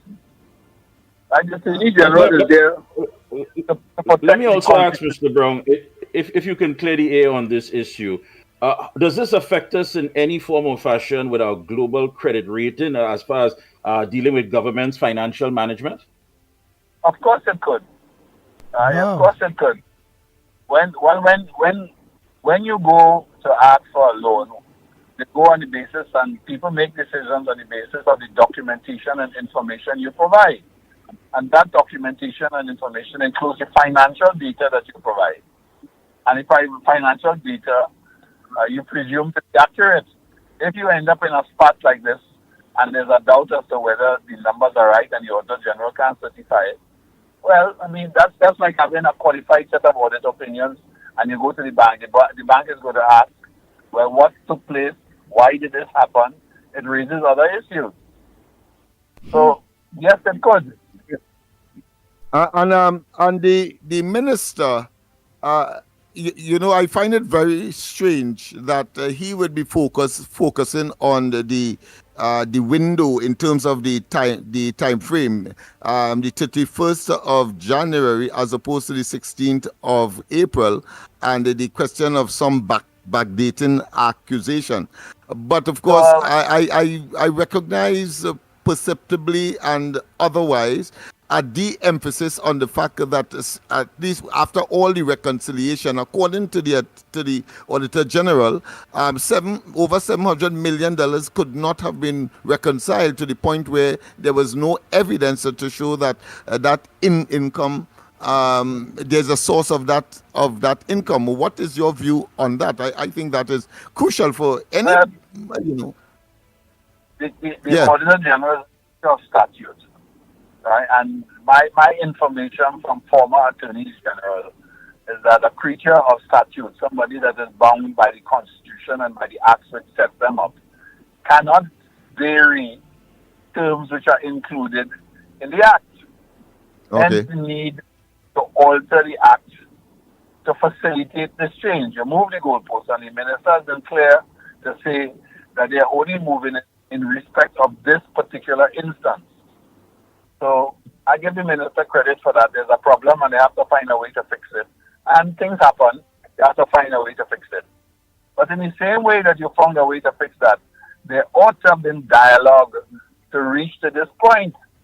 Right, to attempt to write a letter to force the Attorney General, to force the Auditor General into position, and then basically threaten and say what you're going to take your own advice, and then we're not saying, hang on, right? The Attorney General is there to protect the Constitution.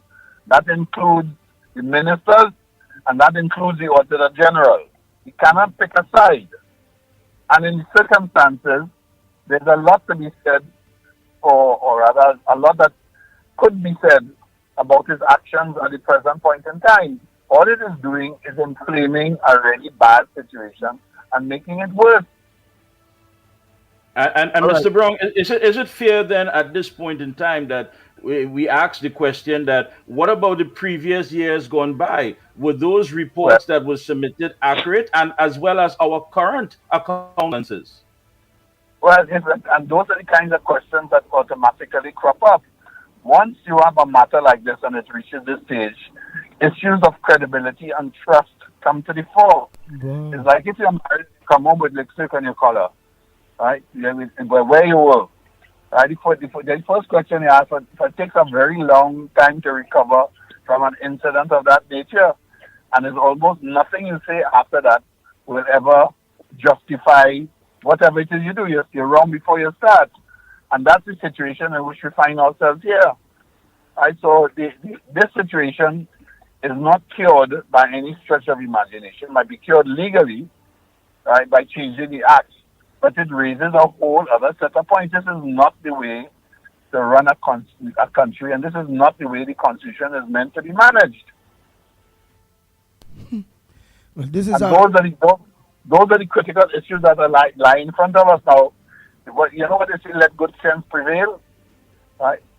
Well, that's where we are. And quite frankly, there's not a heck of a lot of good sense coming out from the Attorney General.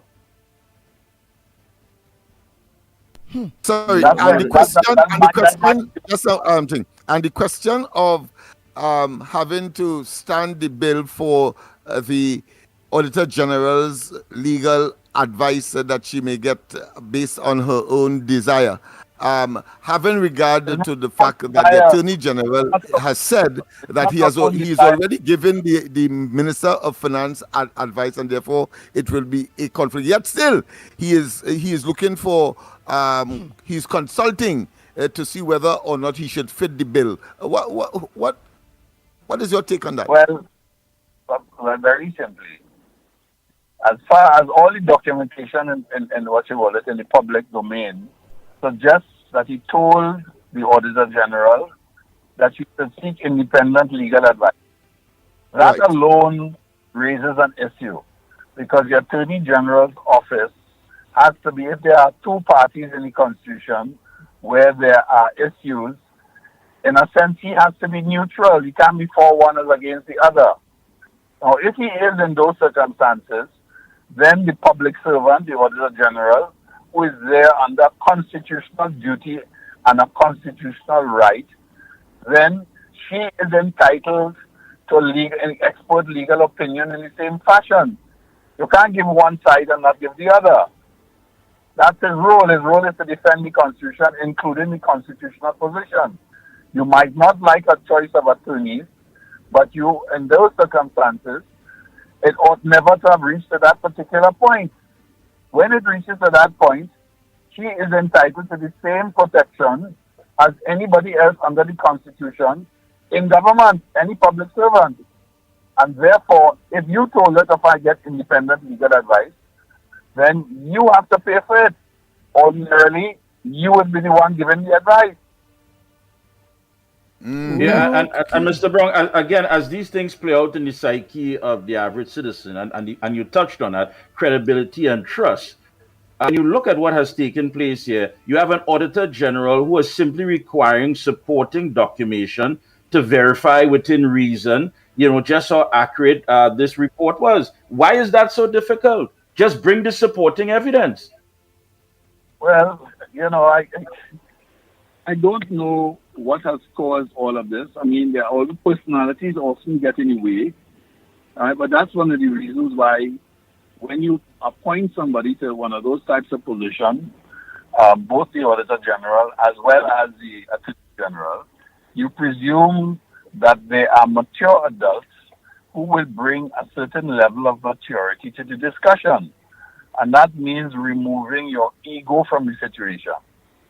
Unfortunately, I don't know whose ego is bigger or who is worse in the circumstances. But what clearly appears is that there is, how shall we call it? There are issues other than the constitutional matters which have to be dealt with. The issue is very straightforward. The Auditor General is there to express an opinion. You cannot make her express an opinion that you want. She is there to express an opinion. And if the opinion is not what you want, well then, you have to do whatever is required to fix it.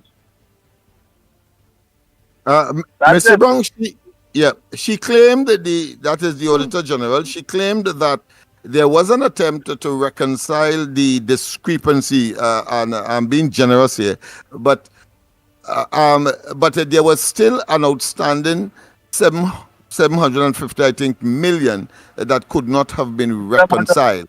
Do you think that extending the time ostensibly to generate the reconciliation that is required would make any difference? Because that is in the public domain. She has said that there has been no verification, ratification to, of course, justify that 750 million. 4 months down the road, are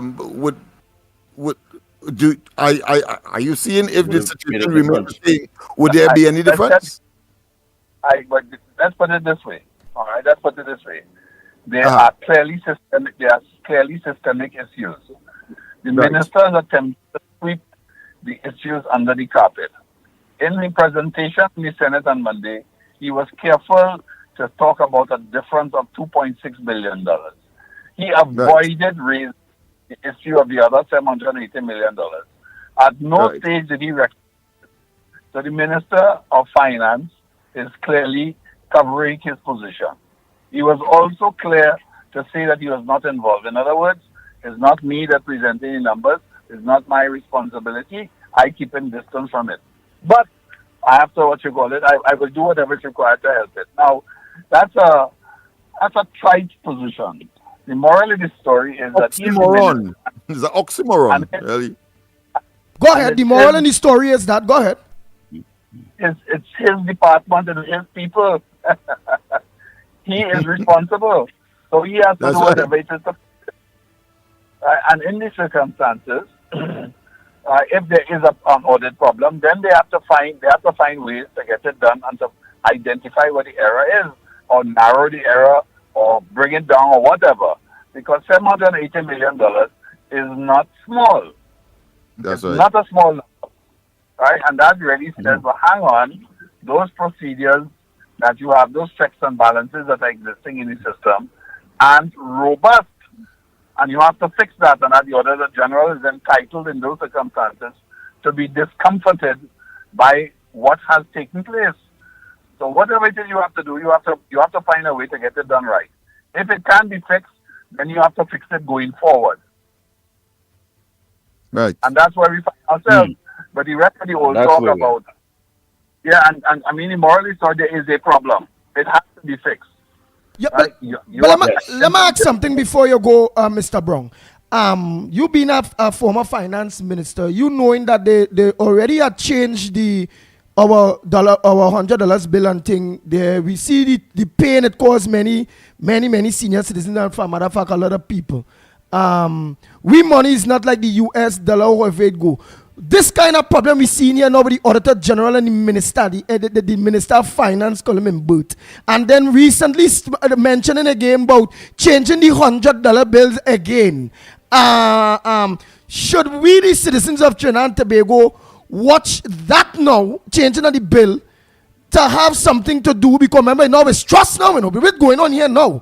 It's a trust thing. So could we watch it as they wanted to want to change the bill now, maybe to hide a $3-something billion that's missing, or 700 something million that we confused on that. How yeah. And what's your thoughts on that? You think we should change the $100 bills again at this point? Well, that's a technical matter dealing with the central bank. I am not clear as to what the reasons are, and that has not been properly. I mean, I have not really heard an explanation on it. I know that this is what they attempt to do. I heard. So I really am not clear as to the reason as to whether there's a wider underlying cause.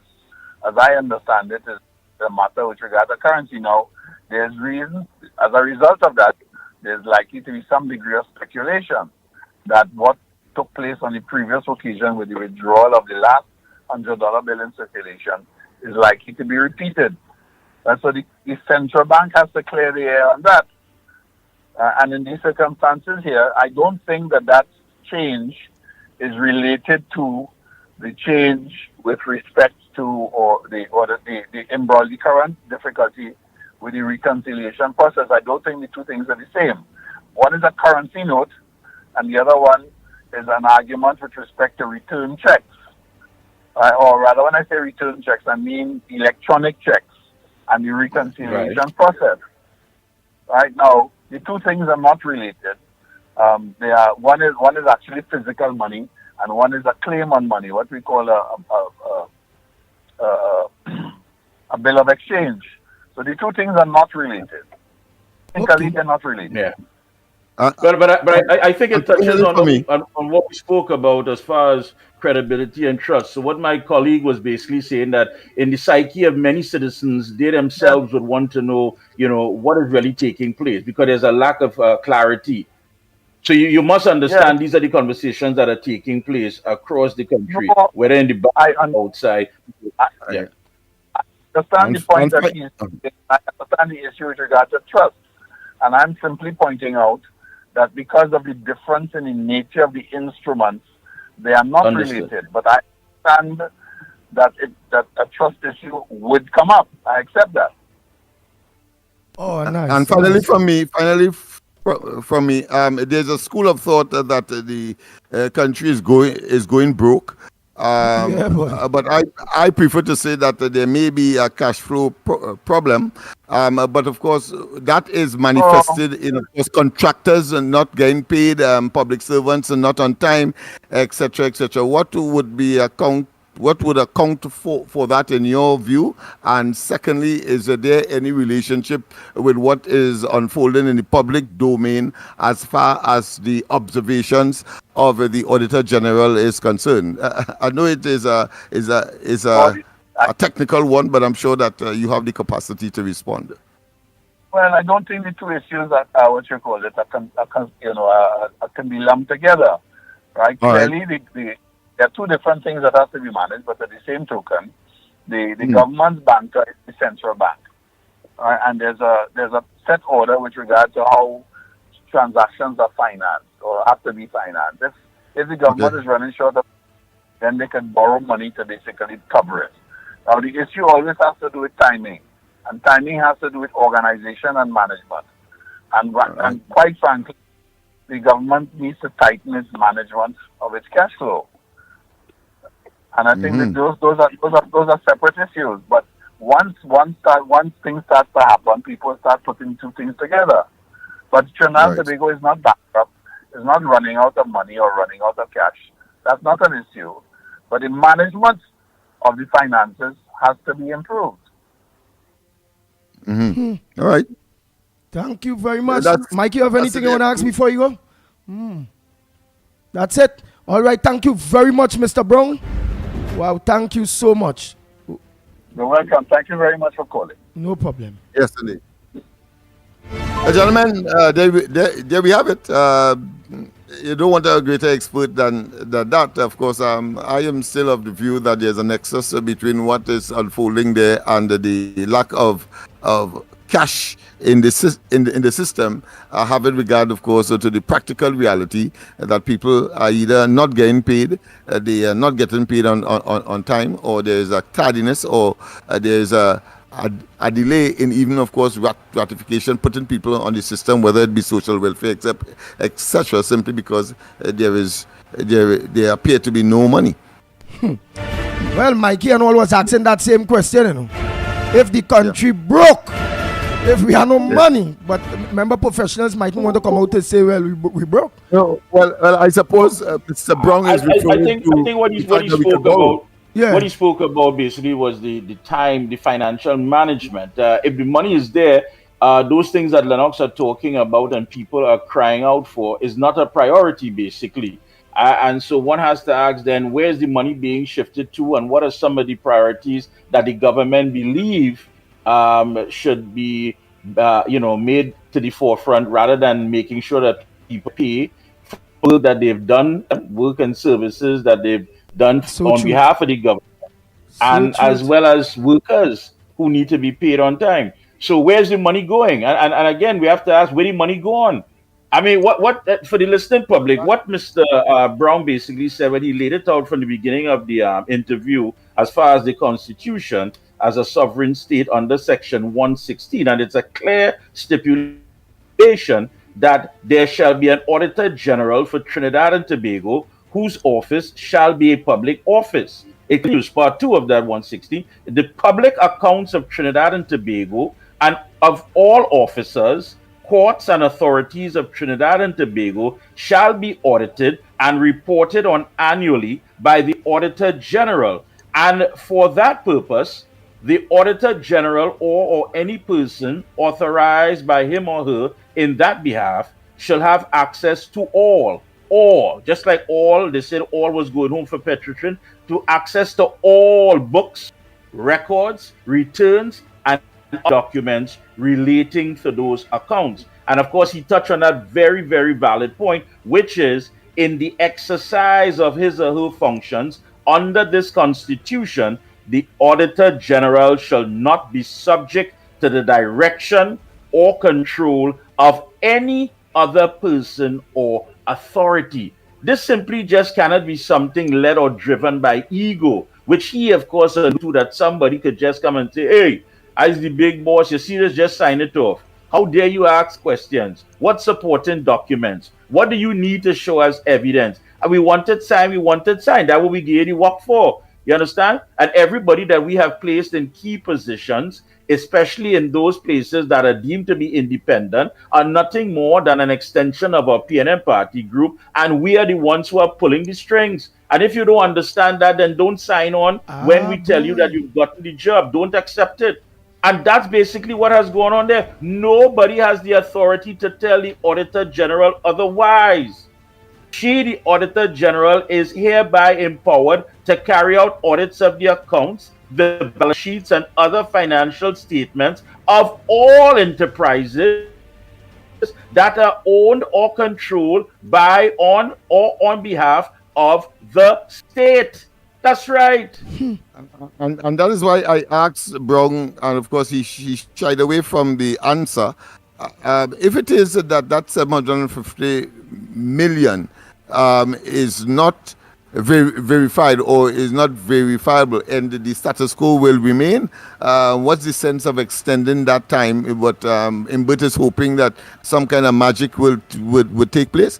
she said she reconciled as far as she can that 2 to 3 billion that was not accounted for. She incorporated that in her final report. But there is still an outstanding 700 million that cannot be accounted for. So where are you going to get it from? From some kind of epiphany, just out of the blues? You see, people will... that exercise. And as well on the issue of the whole, on the issue of the whole new electronic check clearing glitch or whatever, and I spoke about just run it parallel to the old system and see how accurate it is. So that way you can get thorough verification to see how the new system is running. That's all you have to do. Parallel to the old system. So you will know quite well how accurate when it is that you get it at the end result. Yeah, but then we had actually said we would really have a new system. You know? Brown's excuse was, and I think is a valid one, that is that the new system would have been tested, tried and tested and so on, and therefore they were comfortable that it will achieve the objective that it was designed for. Obviously, it has fallen down, and therefore they have learned a new lesson. That they must have tried and tested to have that amount of money. Yeah, go back to basic. That amount, go back to basics. Go back to basic. Yeah, go back to basic. Yeah, because if this was tried and tested and all that, well, come on, folks, put things in perspective here. Understand what is going on. When you come out next week, you have to really be fed up. Because you're talking about, listen to all that's taking place. You know about more murders than days of the year, babies dying, high unemployment, foreign exchange challenges, high food prices. Now we have $3 billion in our money that is missing and almost $1 billion in expenditure unaccounted for. Over 2,000 students fell through the cracks in the height of the pandemic. Senior citizens can't make their monthly obligations. Granny can't put a little $5 in the little grandchild or great-grandchild hand because granny don't have it. The middle class has been wiped out and the PNM has created the working poor and you're still sitting in your comfort zone. Our money expenditure unaccounted for close to $1 billion, $3 billion that has gone missing. And on top of that, we dare not ask a question. We dare not ask the main question that keeps him but miserable and feeling so restless that where the money gone? How dare you ask where the money gone? It's yours. You must want to know where it gone. You suffering every day when you wake up and you have to be suffering and trying to make ends meet. You feel it don't cross your mind. Why I living like that? Why can't I live better? I must live better. Because you must ask yourself, where the money gone? Who you making this money a priority for? Is it some little leasing finance company that turned into some merchant bank overnight, and from overnight it went to some mortgage? I have a right to ask these questions like every average citizen, because Mr. Brown made it quite clear, something that we already knew and established. The fact of the matter is that this PNM government has no credibility and we the people don't trust them. The issue is credibility and trust. And they definitely can't manage. Of course, we need to do better, and the money could have been spent avoiding crime and criminal behavior. Let's go to the lines. Good morning. Hello? Go ahead, caller. Where are you calling from? You are calling from Tobago, and you know it is. I don't want to call me name because you know people bias, eh? Yes. You go ahead, man. Well, I listened to the program for the longest while, right? And there is things that they people trying to hide. Because if the lady and get the evidence to prove about the money, how can she put that in the document? So you see, they're trying to come down and in a smart way to do things to please them in order to cover up the track that they're running on for the longest while. I listening all the parliament channel all the time, and I listening all what's taking place. Because every time the opposition asks them in parliament concerning the public money, they're telling the opposition that it's a secret business. And the Prime Minister says, you are managing the public affairs and you're entitled to question by the public. And now when they're trying to question them to know they're doing with our money, they can't tell the public. And the Speaker of the House, all of them supporting the wrong game. I want to know what's working.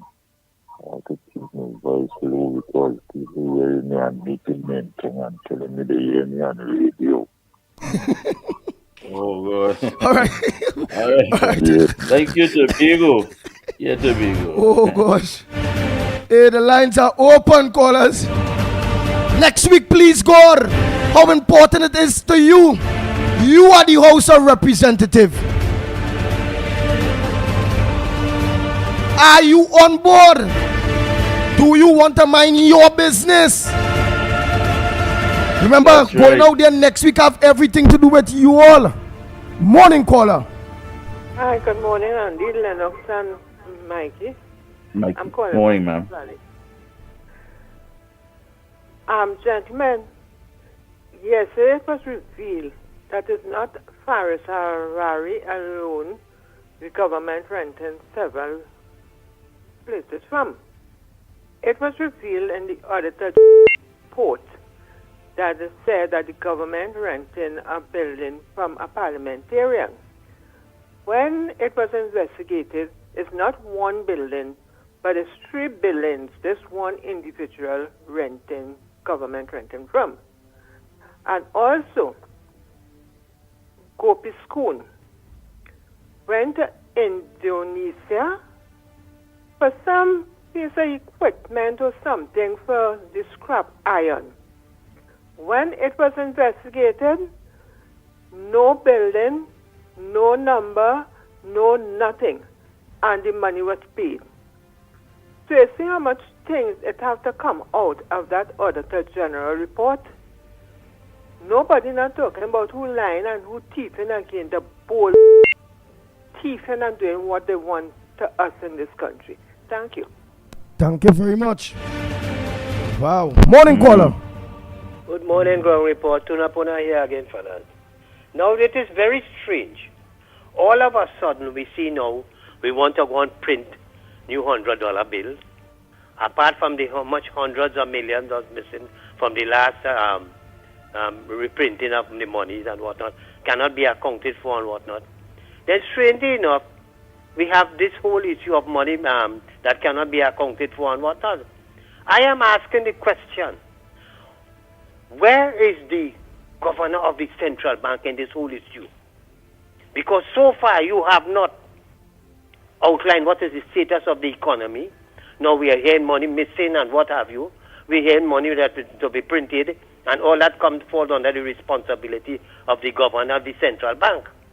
Why is the governor of the central bank? Because I want to tell all you fellas something. One of the truest statements that Keith Rowley made is, we are a brotherhood of wrongdoers. If you expose us, we'll kill you politically. And all that garbage that he spoke of, we have to keep each other secret and all this kind of damn nonsense. You are seeing this playing off here. This is playing off because this is not only as it relates to the government, because we are seeing now that certain transaction that took place with Neil and Massey, that some of the top players, that the Robert Riley and all these fellas and the Juve and all of them, and people resigning from there because of the government investment in Massey. It is no ordinary thing, and I am calling on that the governor of the central bank, you have never made a disclosure of what is the status of the economy and if any monies that cannot be accounted for and what have you. Is it that because money was used to build Ballytay House? Is it that it was used to purchase the Twin City Mall? Is it that you were paying members of parliament for rental, high cost rental and all this kind of thing? These are questions that need to be asked and to be answered. And therefore, I am saying one of the big players and then call me, but don't tell me you have the Treasury Department, you have the Board of Inland Revenue, and the other, there's 3, it comprises of 3 people to submit the report to the Auditor General. I can't remember the third one. Lennox, Mikey, if you could help me. But what I am saying is this. Call me in, but you cannot exonerate yourself from this because everything that comes, it comes to finance and it has to pass through the Ministry of Finance. Now, don't tell me what the hell, but you don't know and you don't not responsible and you are not accountable and you cannot... Yeah, boy, you are barely to be talking that kind of choppiness. Next caller. Morning caller. Where you calling from? What's your contribution to the Ground Report? Let me take some calls Oh boy, go ahead, caller. Andy for Grandy, and Grandy for Andy. And that is why it's more important to stand up with our political leader, the Honorable Niskamla Prasad Bisesa, to fight for foreign observers. Andy, Lennox, Mikey, UB, Trinidad and Tobago. Morning. Everybody wants to know where the money going. But Uncle Lennox, if I had to pay my friend for the Laura Manatee production at gas, wow, how am I going to do it? Venezuela. Right? Me I call it on name and Andy because here what going on. Anytime they prepare before the court, I go in my birthday suit. I go in naked as a born. Because they ask me to pay wholly and solely. But here what going on, I ask that question. Because the Laura Manatee is what the draining and the thieving the money and the out in the open. So I want to ask them, ask you, Andy, right? If I had to pay for something that I don't want Mikey to know that I paying for it, how I will do it by? And how I gonna put it, mark the receipt? So let me wander around that line. So they know exactly when they're cooking the books and borrowing and thieving it out and giving only their wives, all the ministers in PNM, only their wife is entrepreneurs and big contractors, you know. So they could get the contract. So I want to know when somebody went to Holland the other day, Amsterdam for a holiday, then maybe that they pay for the trip and they don't get the stuff back to say that they pay for it. But this is Prasad, the Integrity Commission, right? Now when the Parliament now they change the selection and the acting of a deputy and the acting commissioner. So you see how they just do the mischief, but enough is enough. Next week, the date and time will call. Have a nice day. Yeah, and why would you come out next week, please, God? Why would you come out next week, please, God? To stand with the Auditor General. Why? Yeah, why? Yeah, to stand with the Auditor General. Why? Because all the independent office keep Christopher Rowley, make it turn it into a dictatorship. Because when Blissy Prasad, they cover it up. When Faris Awari and the lawyer, right, with the Porsche, they cover it up. Right? Then they put a PNM preacher in the highest office to cover up everything. And they went, no, this is our money. And we have to stand because I have to be out. The thing that Jesus ride on and Mary ride on to go and give birth to baby Jesus by. Because you seeing where they corrupted all the independent, the true independent office. Eh? And for their own personal gain to twist the narrative so they can run away with the treasury in modern time. So you're supporting her because she make a stand. You're supporting her because she make a stand.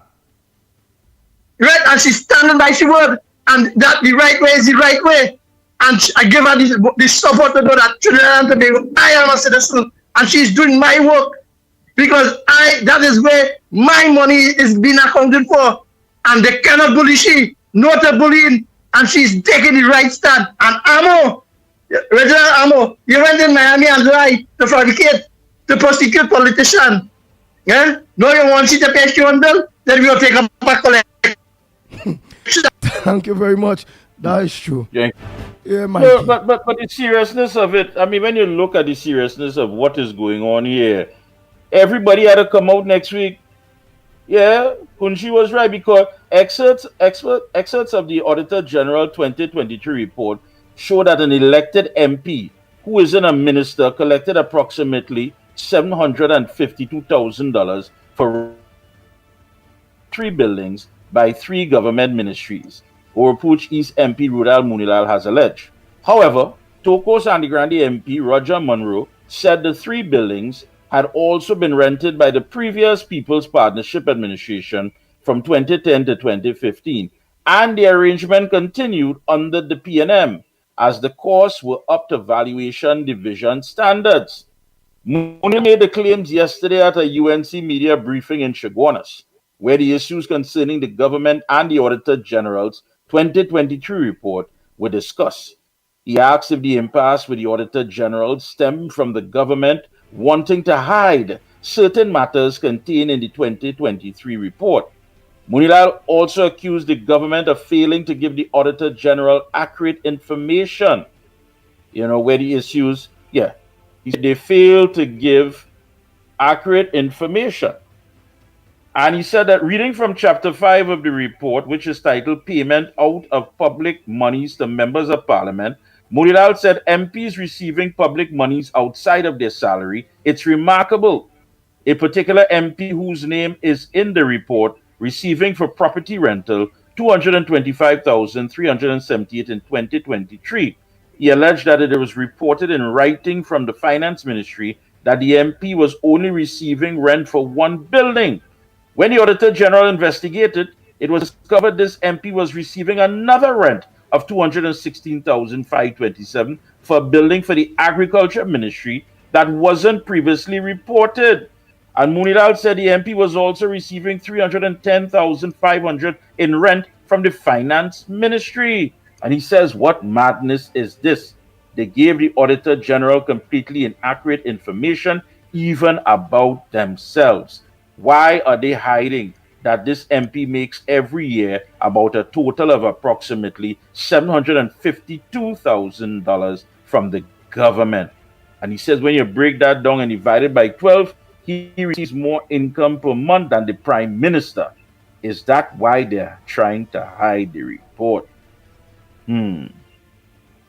So you can't stay home next week. You can't stay in your safety zone at all. This is madness. The Auditor General, again, in the exercise of his or her function under the Constitution, the Auditor General shall not be subject to the direction or control of any other person or authority. Don't come and jumpy the Auditor General. You can't just say what to omit and what to put in and what to submit and what to hold back. You have no authority to do that. Nobody is here to rubber stamp that. So now again, we're back to the issue of credibility and trust.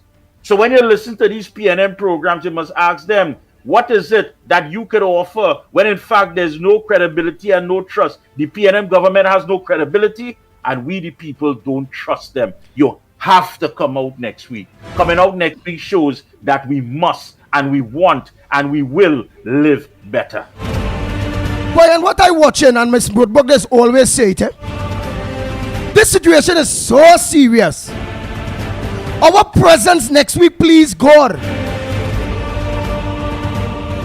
in the Brian Promenade is so important that we don't supposed to be even begging people.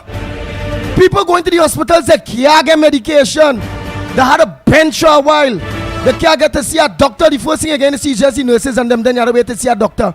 You might have to wait 3, 4, 5, 6 hours after. Oh God, things hard. Look what going on. Somebody morally stand up. Say no, I not rubber stamping nothing unless I'm supporting documents. And yet still we are the beg. Why people what they want in life, Morning call. Morning, Andy. Krishna here. I want to know where the money gone. Raul tell the country the money gone. I want him work. What you be coming out next week, please, God, Krishna? You're coming out and you will see me. I want to know what's going on. Morning caller. Morning, gentlemen. You see why on the day of election, Monroe said, I will win Sandy Grande. Rumor had a habit that nobody knew him, but he had his backmen to bring it through for him. That's just rumor and allegations. I wonder if they're listening this morning to see how much money he make in comparison to what he probably paid them.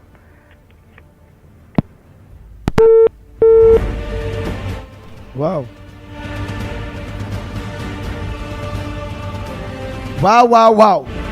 Let's take 2 more calls and take a quick break and come back. Morning caller. Hi, good morning, Andy. Good morning, gentlemen. You know, Good morning. I am so vexed.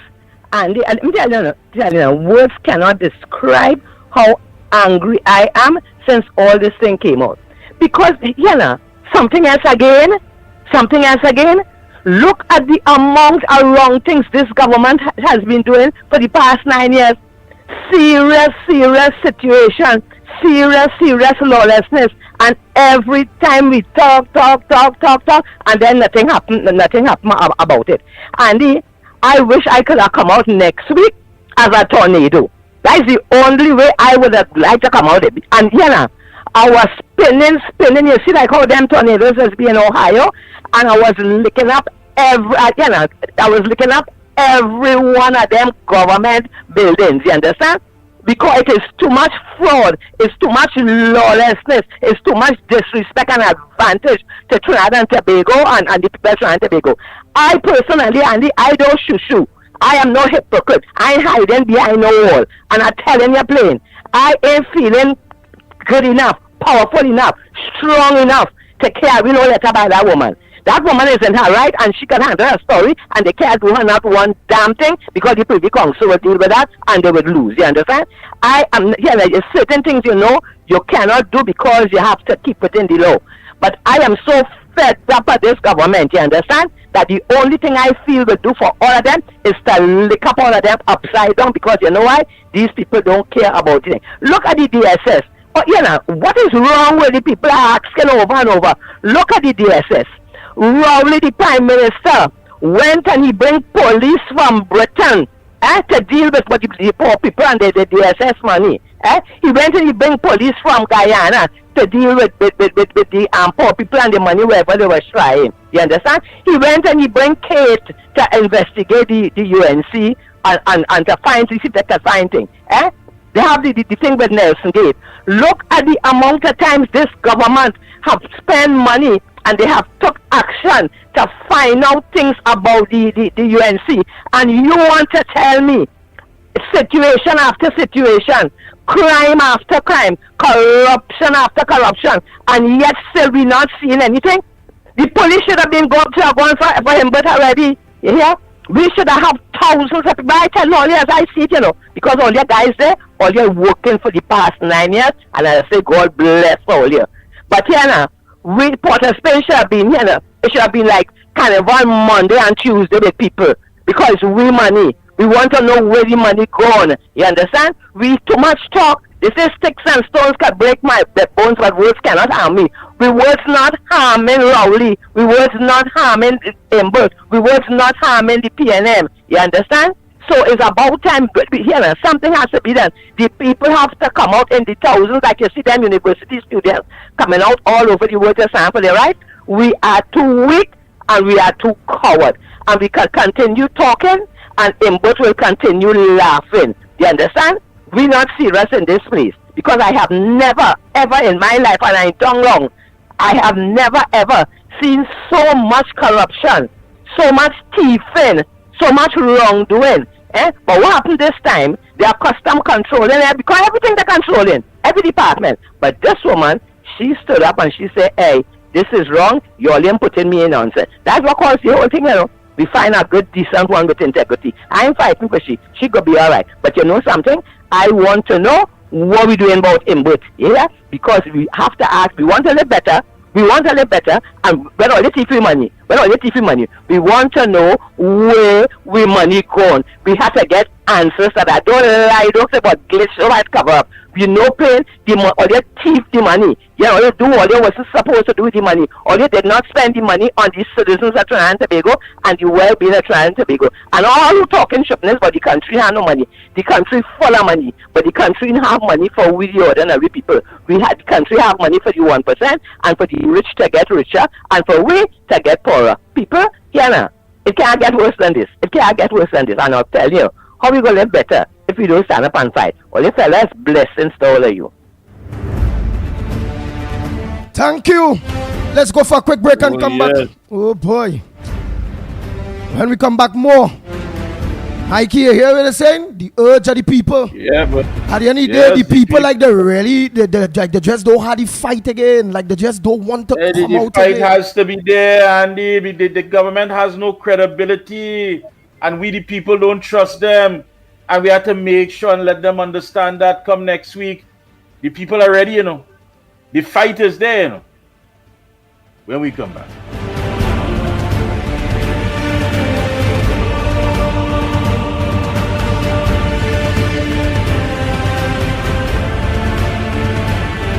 The Ground Report with Mikey K, Andy Williams, and Lennox Smith.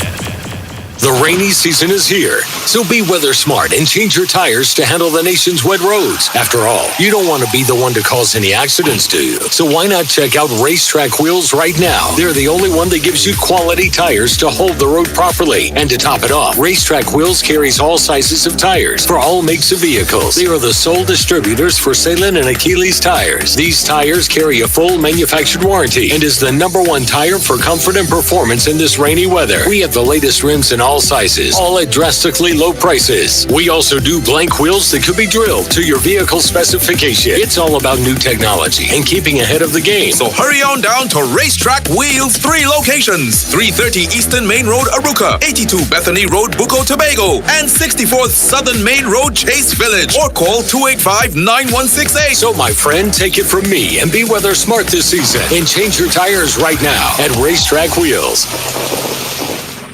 Are you heading east this Friday or Saturday? Make Cabs Bar and Lounge Curabe your #1 choice for cold beers, great music, hot fries, tasty chicken, and unbelievable fish combos.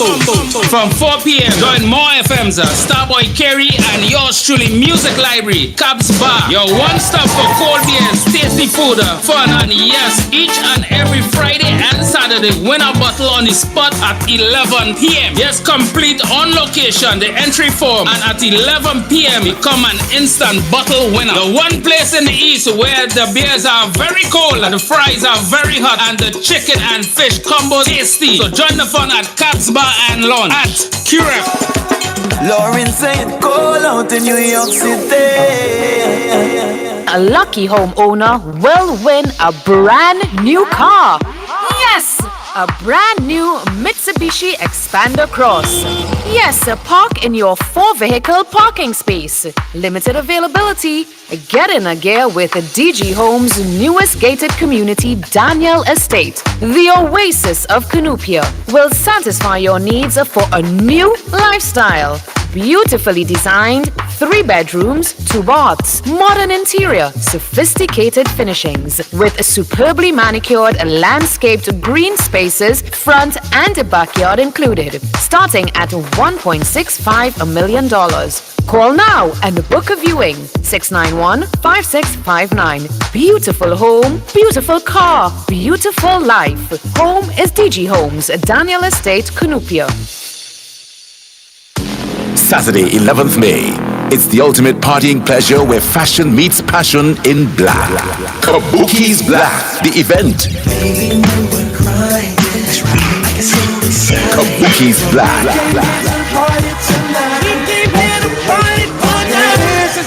Kabuki's Black. We return to paradise. The scenic and exclusive La Soledad Maraca St. Joseph from 10 p.m. to 4 a.m. Mom, come celebrate with Ken Simmons and Shotmaster J, Kevin Baker and DJ Junior, DJ Elo, Howie T and TC, Smokey and Kevon X, hosted by Kabuki. The night before Mother's Day, 1 cocktail and premium bar and exquisite food court. Advance tickets $300. Available at Bobby's Bar, Curab, Sensational Sammy Seafood Plus Arima, Hearty Foods Arima, Fats Arima and Trin City, and Sylvester's Bar. For more info, call 712-9657 and 786-1455. I need a little runaway. Lauren coming home for Carnival. The night before Mother's Day is Kabuki's Black. Put food on your table. ADC is affordable. Shop at ADC Supermarket, Cleaver Road. A very comfortable and clean environment. These prices are unbelievable. Come see for yourself. We have the best alcohol prices. Don't miss out. Get those specials on liquor. Put food on your table with ADC Supermarket, conveniently located at number 4 Cleaver Road in Arima. Every Friday and Saturday is real vibes and live entertainment from your very own DJ Christian on Friday and Saturday. Everyone is talking about ADC Supermarket. Shop in comfort and in a clean environment with the best prices for all your grocery needs. Secured parking. Remember, free delivery. Put food on your table. ADC is affordable. ADC Supermarket, number 4 Cleaver Road in Arima.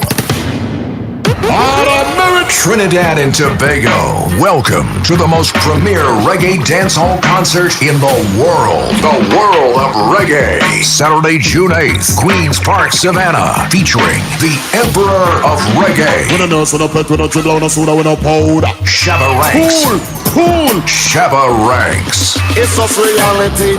It's a barranking mind. Reality, some of them have eyes and still looking blind. Shabba Ranks. So John just sit and all this profit before we say we can live in love and unity. Shabba Ranks, together with his full band, alongside the legends of reggae, Anthony B, Barrington Levy, Maxie Priest, Shaw Mason, and more. For more info, visit Instagram, TikTok, and Facebook. Keywords World of Reggae. Brought to you by the Ricky Ragunanan Group of Companies and DG Homes. Restaurant is open for breakfast, lunch, and dinner 7 days a week from 6 a.m. to 10 p.m. 67 Western Main Road, St. James, opposite Standards. Serving local breakfast items like sada, fry bake, roast bake, and pies with all your favorite local fillings. Assorted lunches available from 10 a.m. to 3 p.m. Get pilau for $25 or get combination lunches from $25 to $40. They also have soup specials as well as crab and dumpling from 6 p.m. Have dinner on the pavement a la carte with burgers, fry nuggets, gyro, and just about anything you can think about. Call 382-9347 to place your order. Shiny and Ari, Main Road, St. James. Open 7 days a week.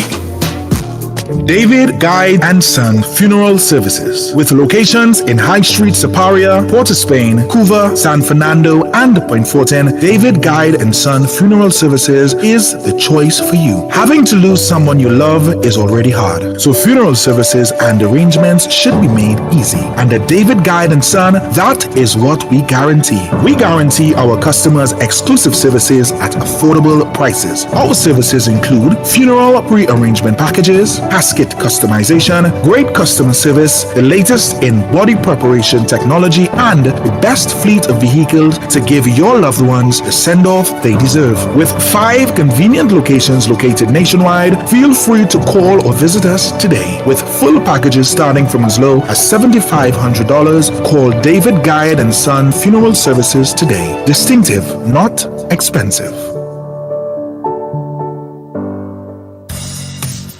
Looking for top quality and affordable hardware supplies? Then look no further than Midland Hardware, number 97 Eastern Main Road, Aruka. We stock a wide range of tools, water tanks, blocks, lumber, steel, and everything you need for your home and business project. Check out our new display of steel windows and assorted designs of metal curtain rods. Midland also stockpiles sand, gravel, topsoil, and more. We have a variety of kitchen faucets, face basins, and toilet sets, bathroom mat sets, all garden tools, hand tools, generators, power washers, and water pumps. Customers can make payments via links, credit card, online payment, and cash on delivery. WhatsApp 327-7761 for free quotations, or give us a call at 646-2144. Open every day, Sunday to Sunday from 8 a.m. From foundation to finish, it's all at Midland. Every word, every line, every paragraph depicts a real moment in someone's life. A father, a sister, a mother, a brother, We at Newsday are dedicated to you, the people, and through independent, unwavering journalism, strive to always bring your stories to life, because your stories are more than just words. Newsday, independent and credible. What goes in is a local something that makes it all taste better. It's the flavor of our culture. Come from here, come from there, and everywhere. It's the special flavor that's made us savor at the Royal Castle. Oh, come the Royal Castle. Royal Castle. Flavor to the bone. Royal Castle. Taste the very own. Royal Castle is the local something that makes it all taste better. Taste the unique flavor of our culture at Royal Castle. Saturday, May 4th. Saturday, May 4th. Saturday, May 4th. Police Mess St. James, the date and place to remember. Yo, well, it's your boy Ziggy Rankin, and on the 4th of May, I will be at the Police Mess for the early Mother's Party. We love that morning ride. Saturday, May 4th, all mothers and mothers-to-be get ready for an early mother's party at the Police Mess St. James. DJ Dr. Ross, Starboy Carey, bass, no time to waste. The old school assassin music chest. Free Hennessy or cupcake and ice cream for the first 100 mom, and a $1,000 door prize for mom. Saturday, May 4th, all mothers and mothers-to-be get ready for an early mother's party. Police Mess St. James. Yes, get your early bird $80 tickets now at Luna Vine Aruka and Police Mess in St. James. Let's go! Come on! On Thursday, May 30th, the day of the holiday, get ready to set sail on the ultimate retro experience aboard the party capital of the ocean, the Harbor Master. Pack your coolers and get ready for Retro Rewind. Retro Rewind. The ultimate old school musical journey. Boarding 9 a.m., sailing 10 a.m., featuring the DJs that know how to keep the vibes unstoppable. Ken Simmons and John Boy, Dr. Ross, Sensational Sammy, the Hitman Howie T, and Bass. Bass, no time to waste. Retro Rewind Thursday, the 30th of May, 10 a.m. Harbor Master, we outside. Get your $275 tickets at all cashier outlets and islandetickets.com. Come relive the moments. Let the music take you on a musical journey through the years. Retro Rewind. Retro Rewind. Sometimes some back, some of them are rally back. On Thursday, May 30th, the day of the holiday. Retro Rewind. The ultimate retro experience aboard the Harbor Master. The Ground Report with Mikey K, Andy Williams, and Lennox Smith. Yes, indeed. Oh boy, oh boy, oh boy, oh boy. Oh, yes. Bye. Next week, please, God. I am very, I can't wait. For once, we the people of Trinidad and Tobago doing the right thing. You can't wait. Of course you can't wait. You're angry, you're upset, you're vexed. When you come off radio, you gotta go and look fit. The working poor, the PNM created the working poor, and no money. And you read it when you pick up the papers, every day is a headache. You didn't hear what Miss P.T. Valley or somebody said, Miss Woodbrook, here we go again, another story. A payment of $26,000 US. That's $176,000. Somebody go tell it that ain't no money, that is small thing. Right now, that is everything to you. That is everything to you. $176,000 was made by the Ministry of Trade and Industry on July 10th, 2023. The company in Indonesia for 4 laser analyzers for use by scrap metal inspectors. Scrap metal inspectors. That Ferguson and them. That Alan Ferguson and them industry that was shut down, that so many people depend on for their livelihood. They were shut down. Look how long them people shut down. And $26,000 US $176,000 was sent to a company in Indonesia for 4 laser analyzers by the scrap metal inspectors that was never received, and the company cannot be located. What the hell is this, They bro? they never got it, and now the company cannot be found. You think if it was their business, they run it like that? You ain't had nothing, your little kakadad gone, all your savings depleted, and you are asking about next week? The people should be calling in vexed and ready and set night before they can't sleep at all. How many nights you go spend staying up with your loved one, your wife, your husband, and all the plans that you had going down the drain? When last you talked to each other without mentioning a bill? Something had to be paid. Every month you're juggling. You're trying to make ends meet. We cannot ride this out. We could never ride this out. What people are asking us to do? Ride out something when there's more murders than days of the year? When babies dying? Babies don't ask to come here, and they certainly don't ask to come here to die.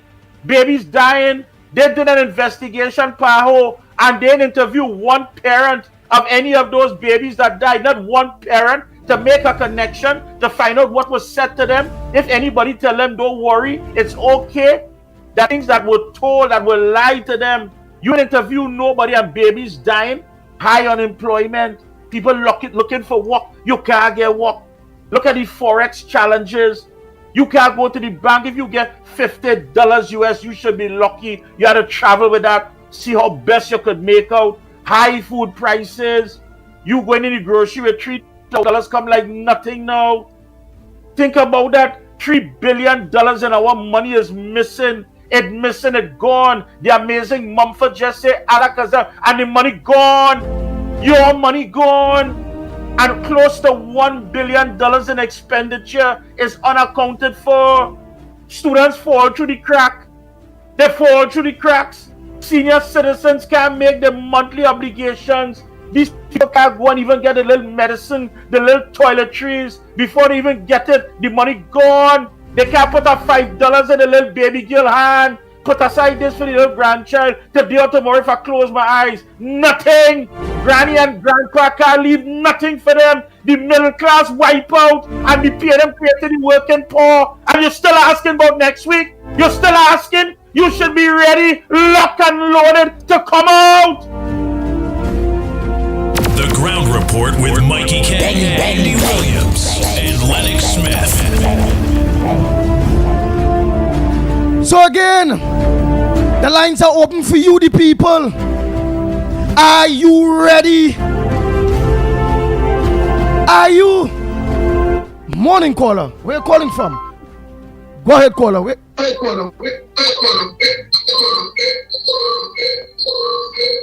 Turn down your volume a little bit.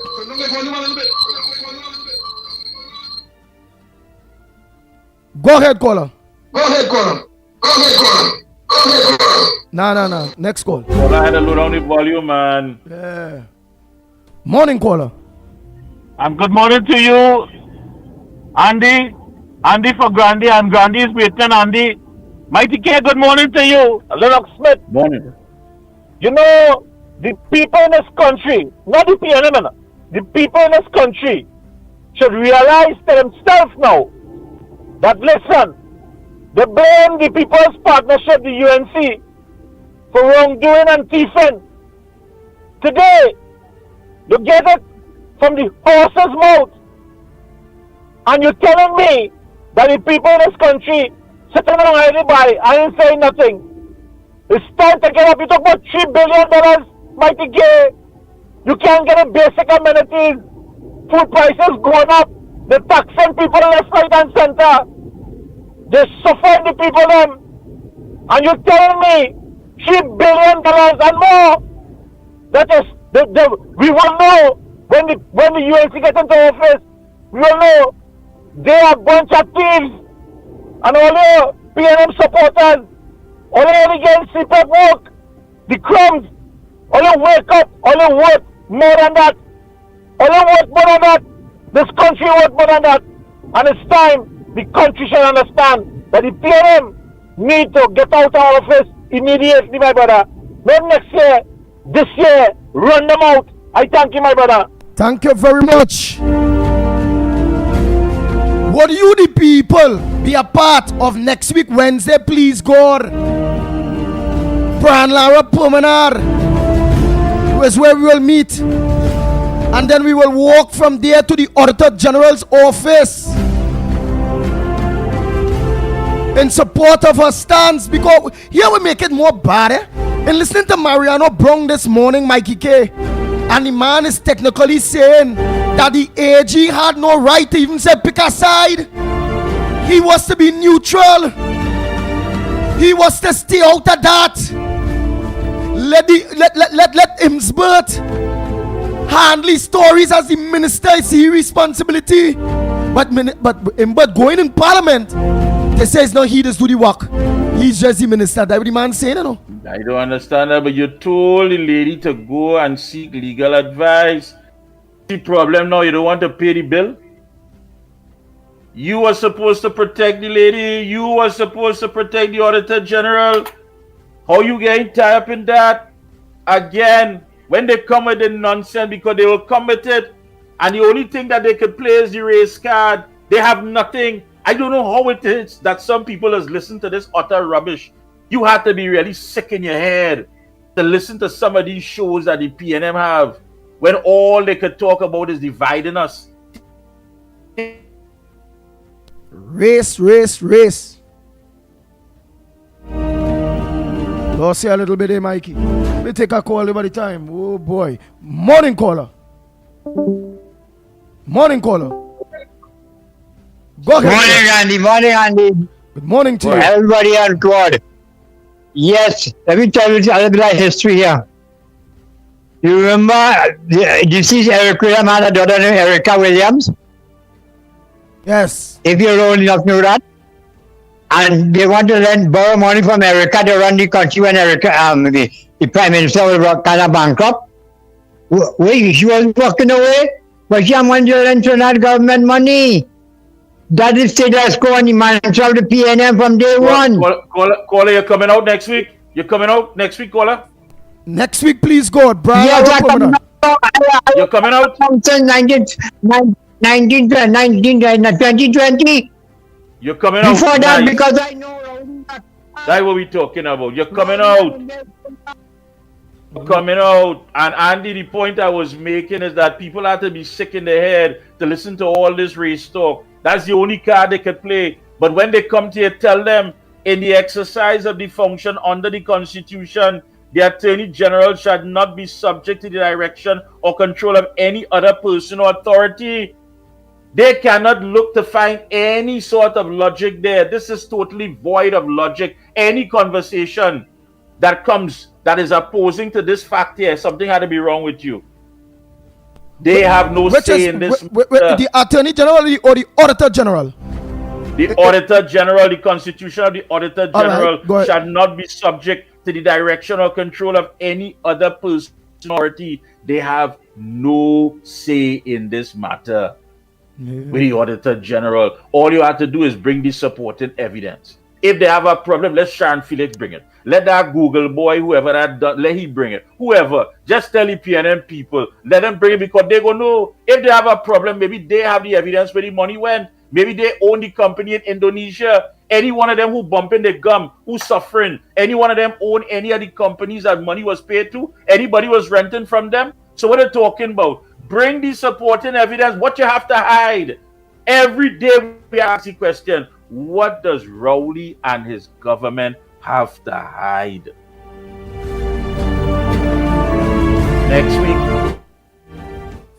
Next week, please, God. Come out. Boy. Nah, boy. And to see them watching this whole thing play off, we're technically two creatures of the Constitution in loggerhead, boy. Just for the writing.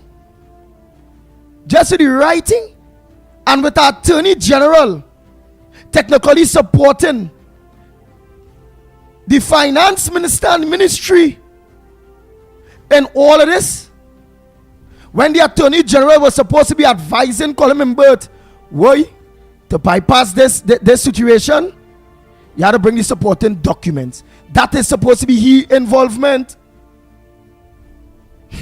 Morning, caller. Go ahead, caller. Good morning. Good morning, caller. Would you be there next week, please, God? Brian Lara Promenade. No, I'm reading there from Tobago. Tobago. Go ahead. Yes. I want to ask a question, and I hear nobody ask.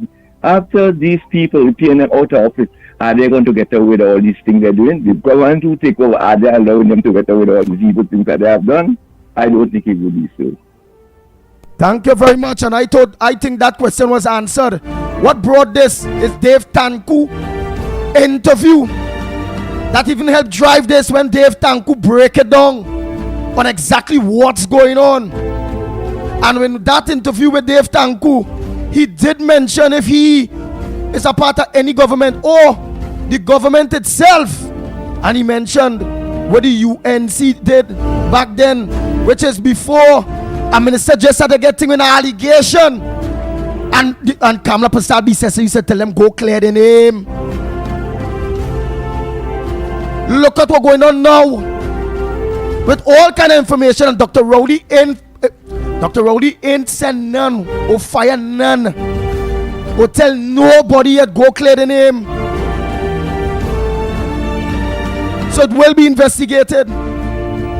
It will be. And people's heads will rock for all the unconstitutional things that have been done to us. And that was a commitment by the UNC. Kamala Prasad says on many occasions have been saying that on the platform that they will investigate everything. So that is a question that I hope is answered when it comes to that aspect. But what is important is what's your role, people? What's your role in this? What your role be? Next week, please, God. Wednesday, please, God. 1 o'clock by the Twin Towers, Brian Lara's Promenade. Would you play your role? That's the big question. The lines are open. The number to call 229-0251, 229-0251, or 239-5120, 239-5120. We'll give us a WhatsApp call at 366-3053, 366-3053. And to see the lines dead, if it was just to have a talk shop, the lines would have been busy. But when it's to stand up for yourself, which means talking done, your lines are dead. Why? Because you don't want to give a commitment of next week, please, God. You don't want to be part of why it is when you go to the hospital, you can't get medication. You don't want to be part of why it is you're busting your tires on the road.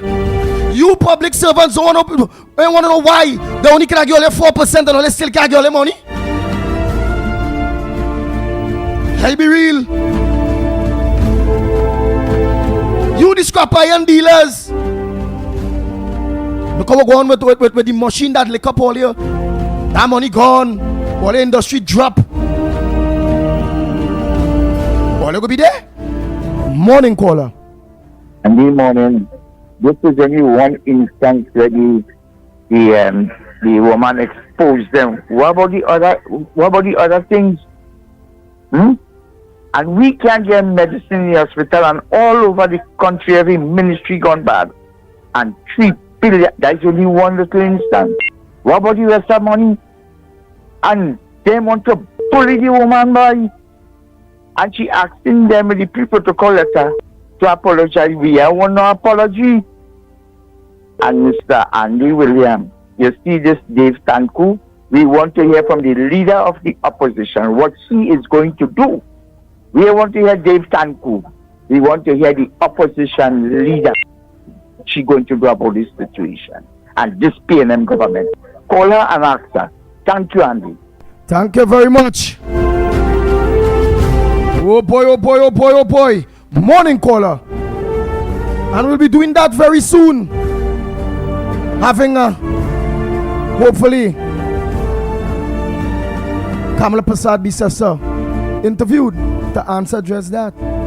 But she already said many times on the platform. Morning caller. Just tell your daughters callers, the money not missing. The issue is that the Auditor General did not want them to put the money, to include the money into the audit. All a bunch of idiots. All right, there you go. They was renting your building. That the lingerie model, don't study. They was renting your building. Watch you. Nothing to stand on. You have no shame. You're embarrassing yourself. Who's on the outside? Morning caller. Pleasant morning. This is Malcolm X here. Malcolm X, go ahead, man.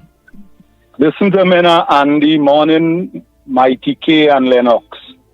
Morning. Here I really want to see. You know in Parliament is the first time me see in both laughing and making a mockery of we. The man's face was serious because he worried.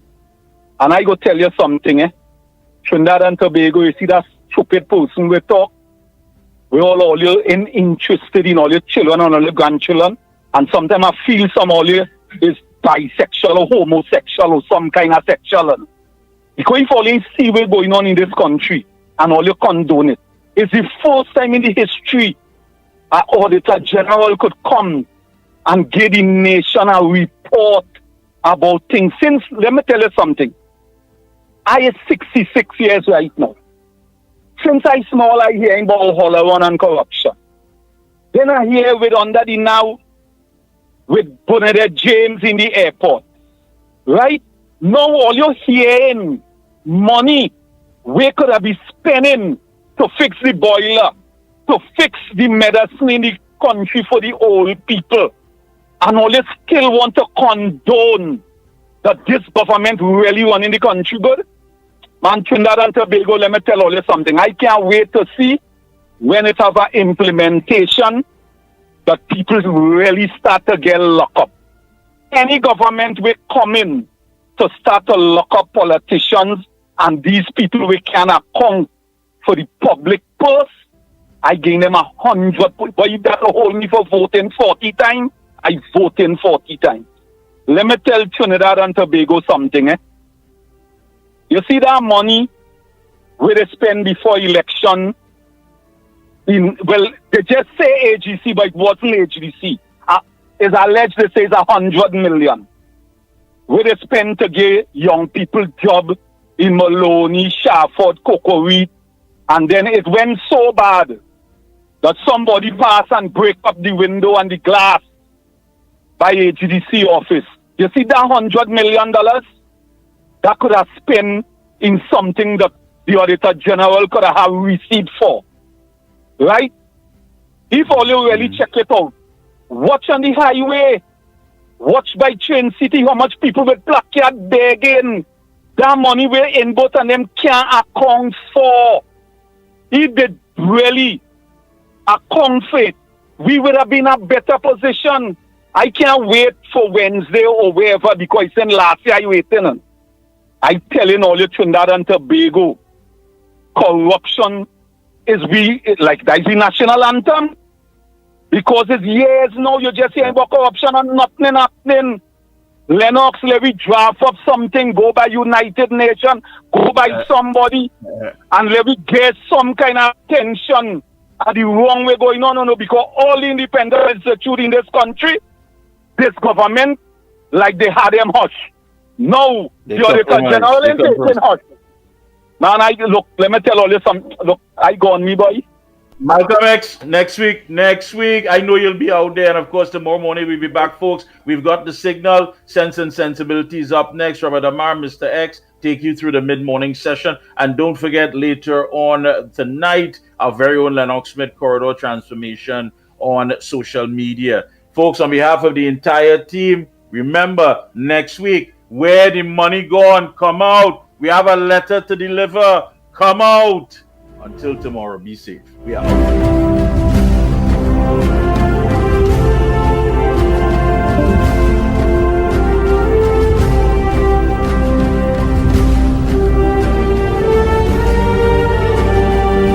Disclaimer. More FM Limited, its owners and associates, accepts no responsibility for statements made by the talk show hosts or their guests. More FM Limited does not endorse any of the information provided during this commercially booked segment as the truth.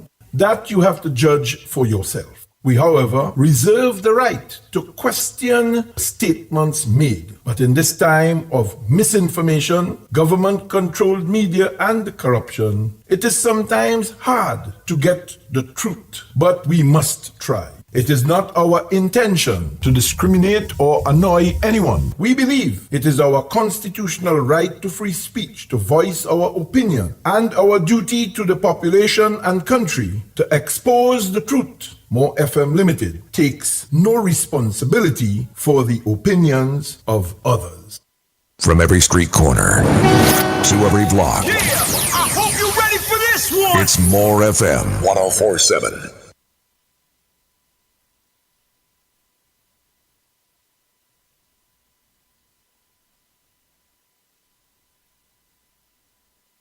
Sense and Sensibility. More FM 104.7. On the move, everywhere. China Ari Restaurant is open for breakfast, lunch, and dinner 7 days a week.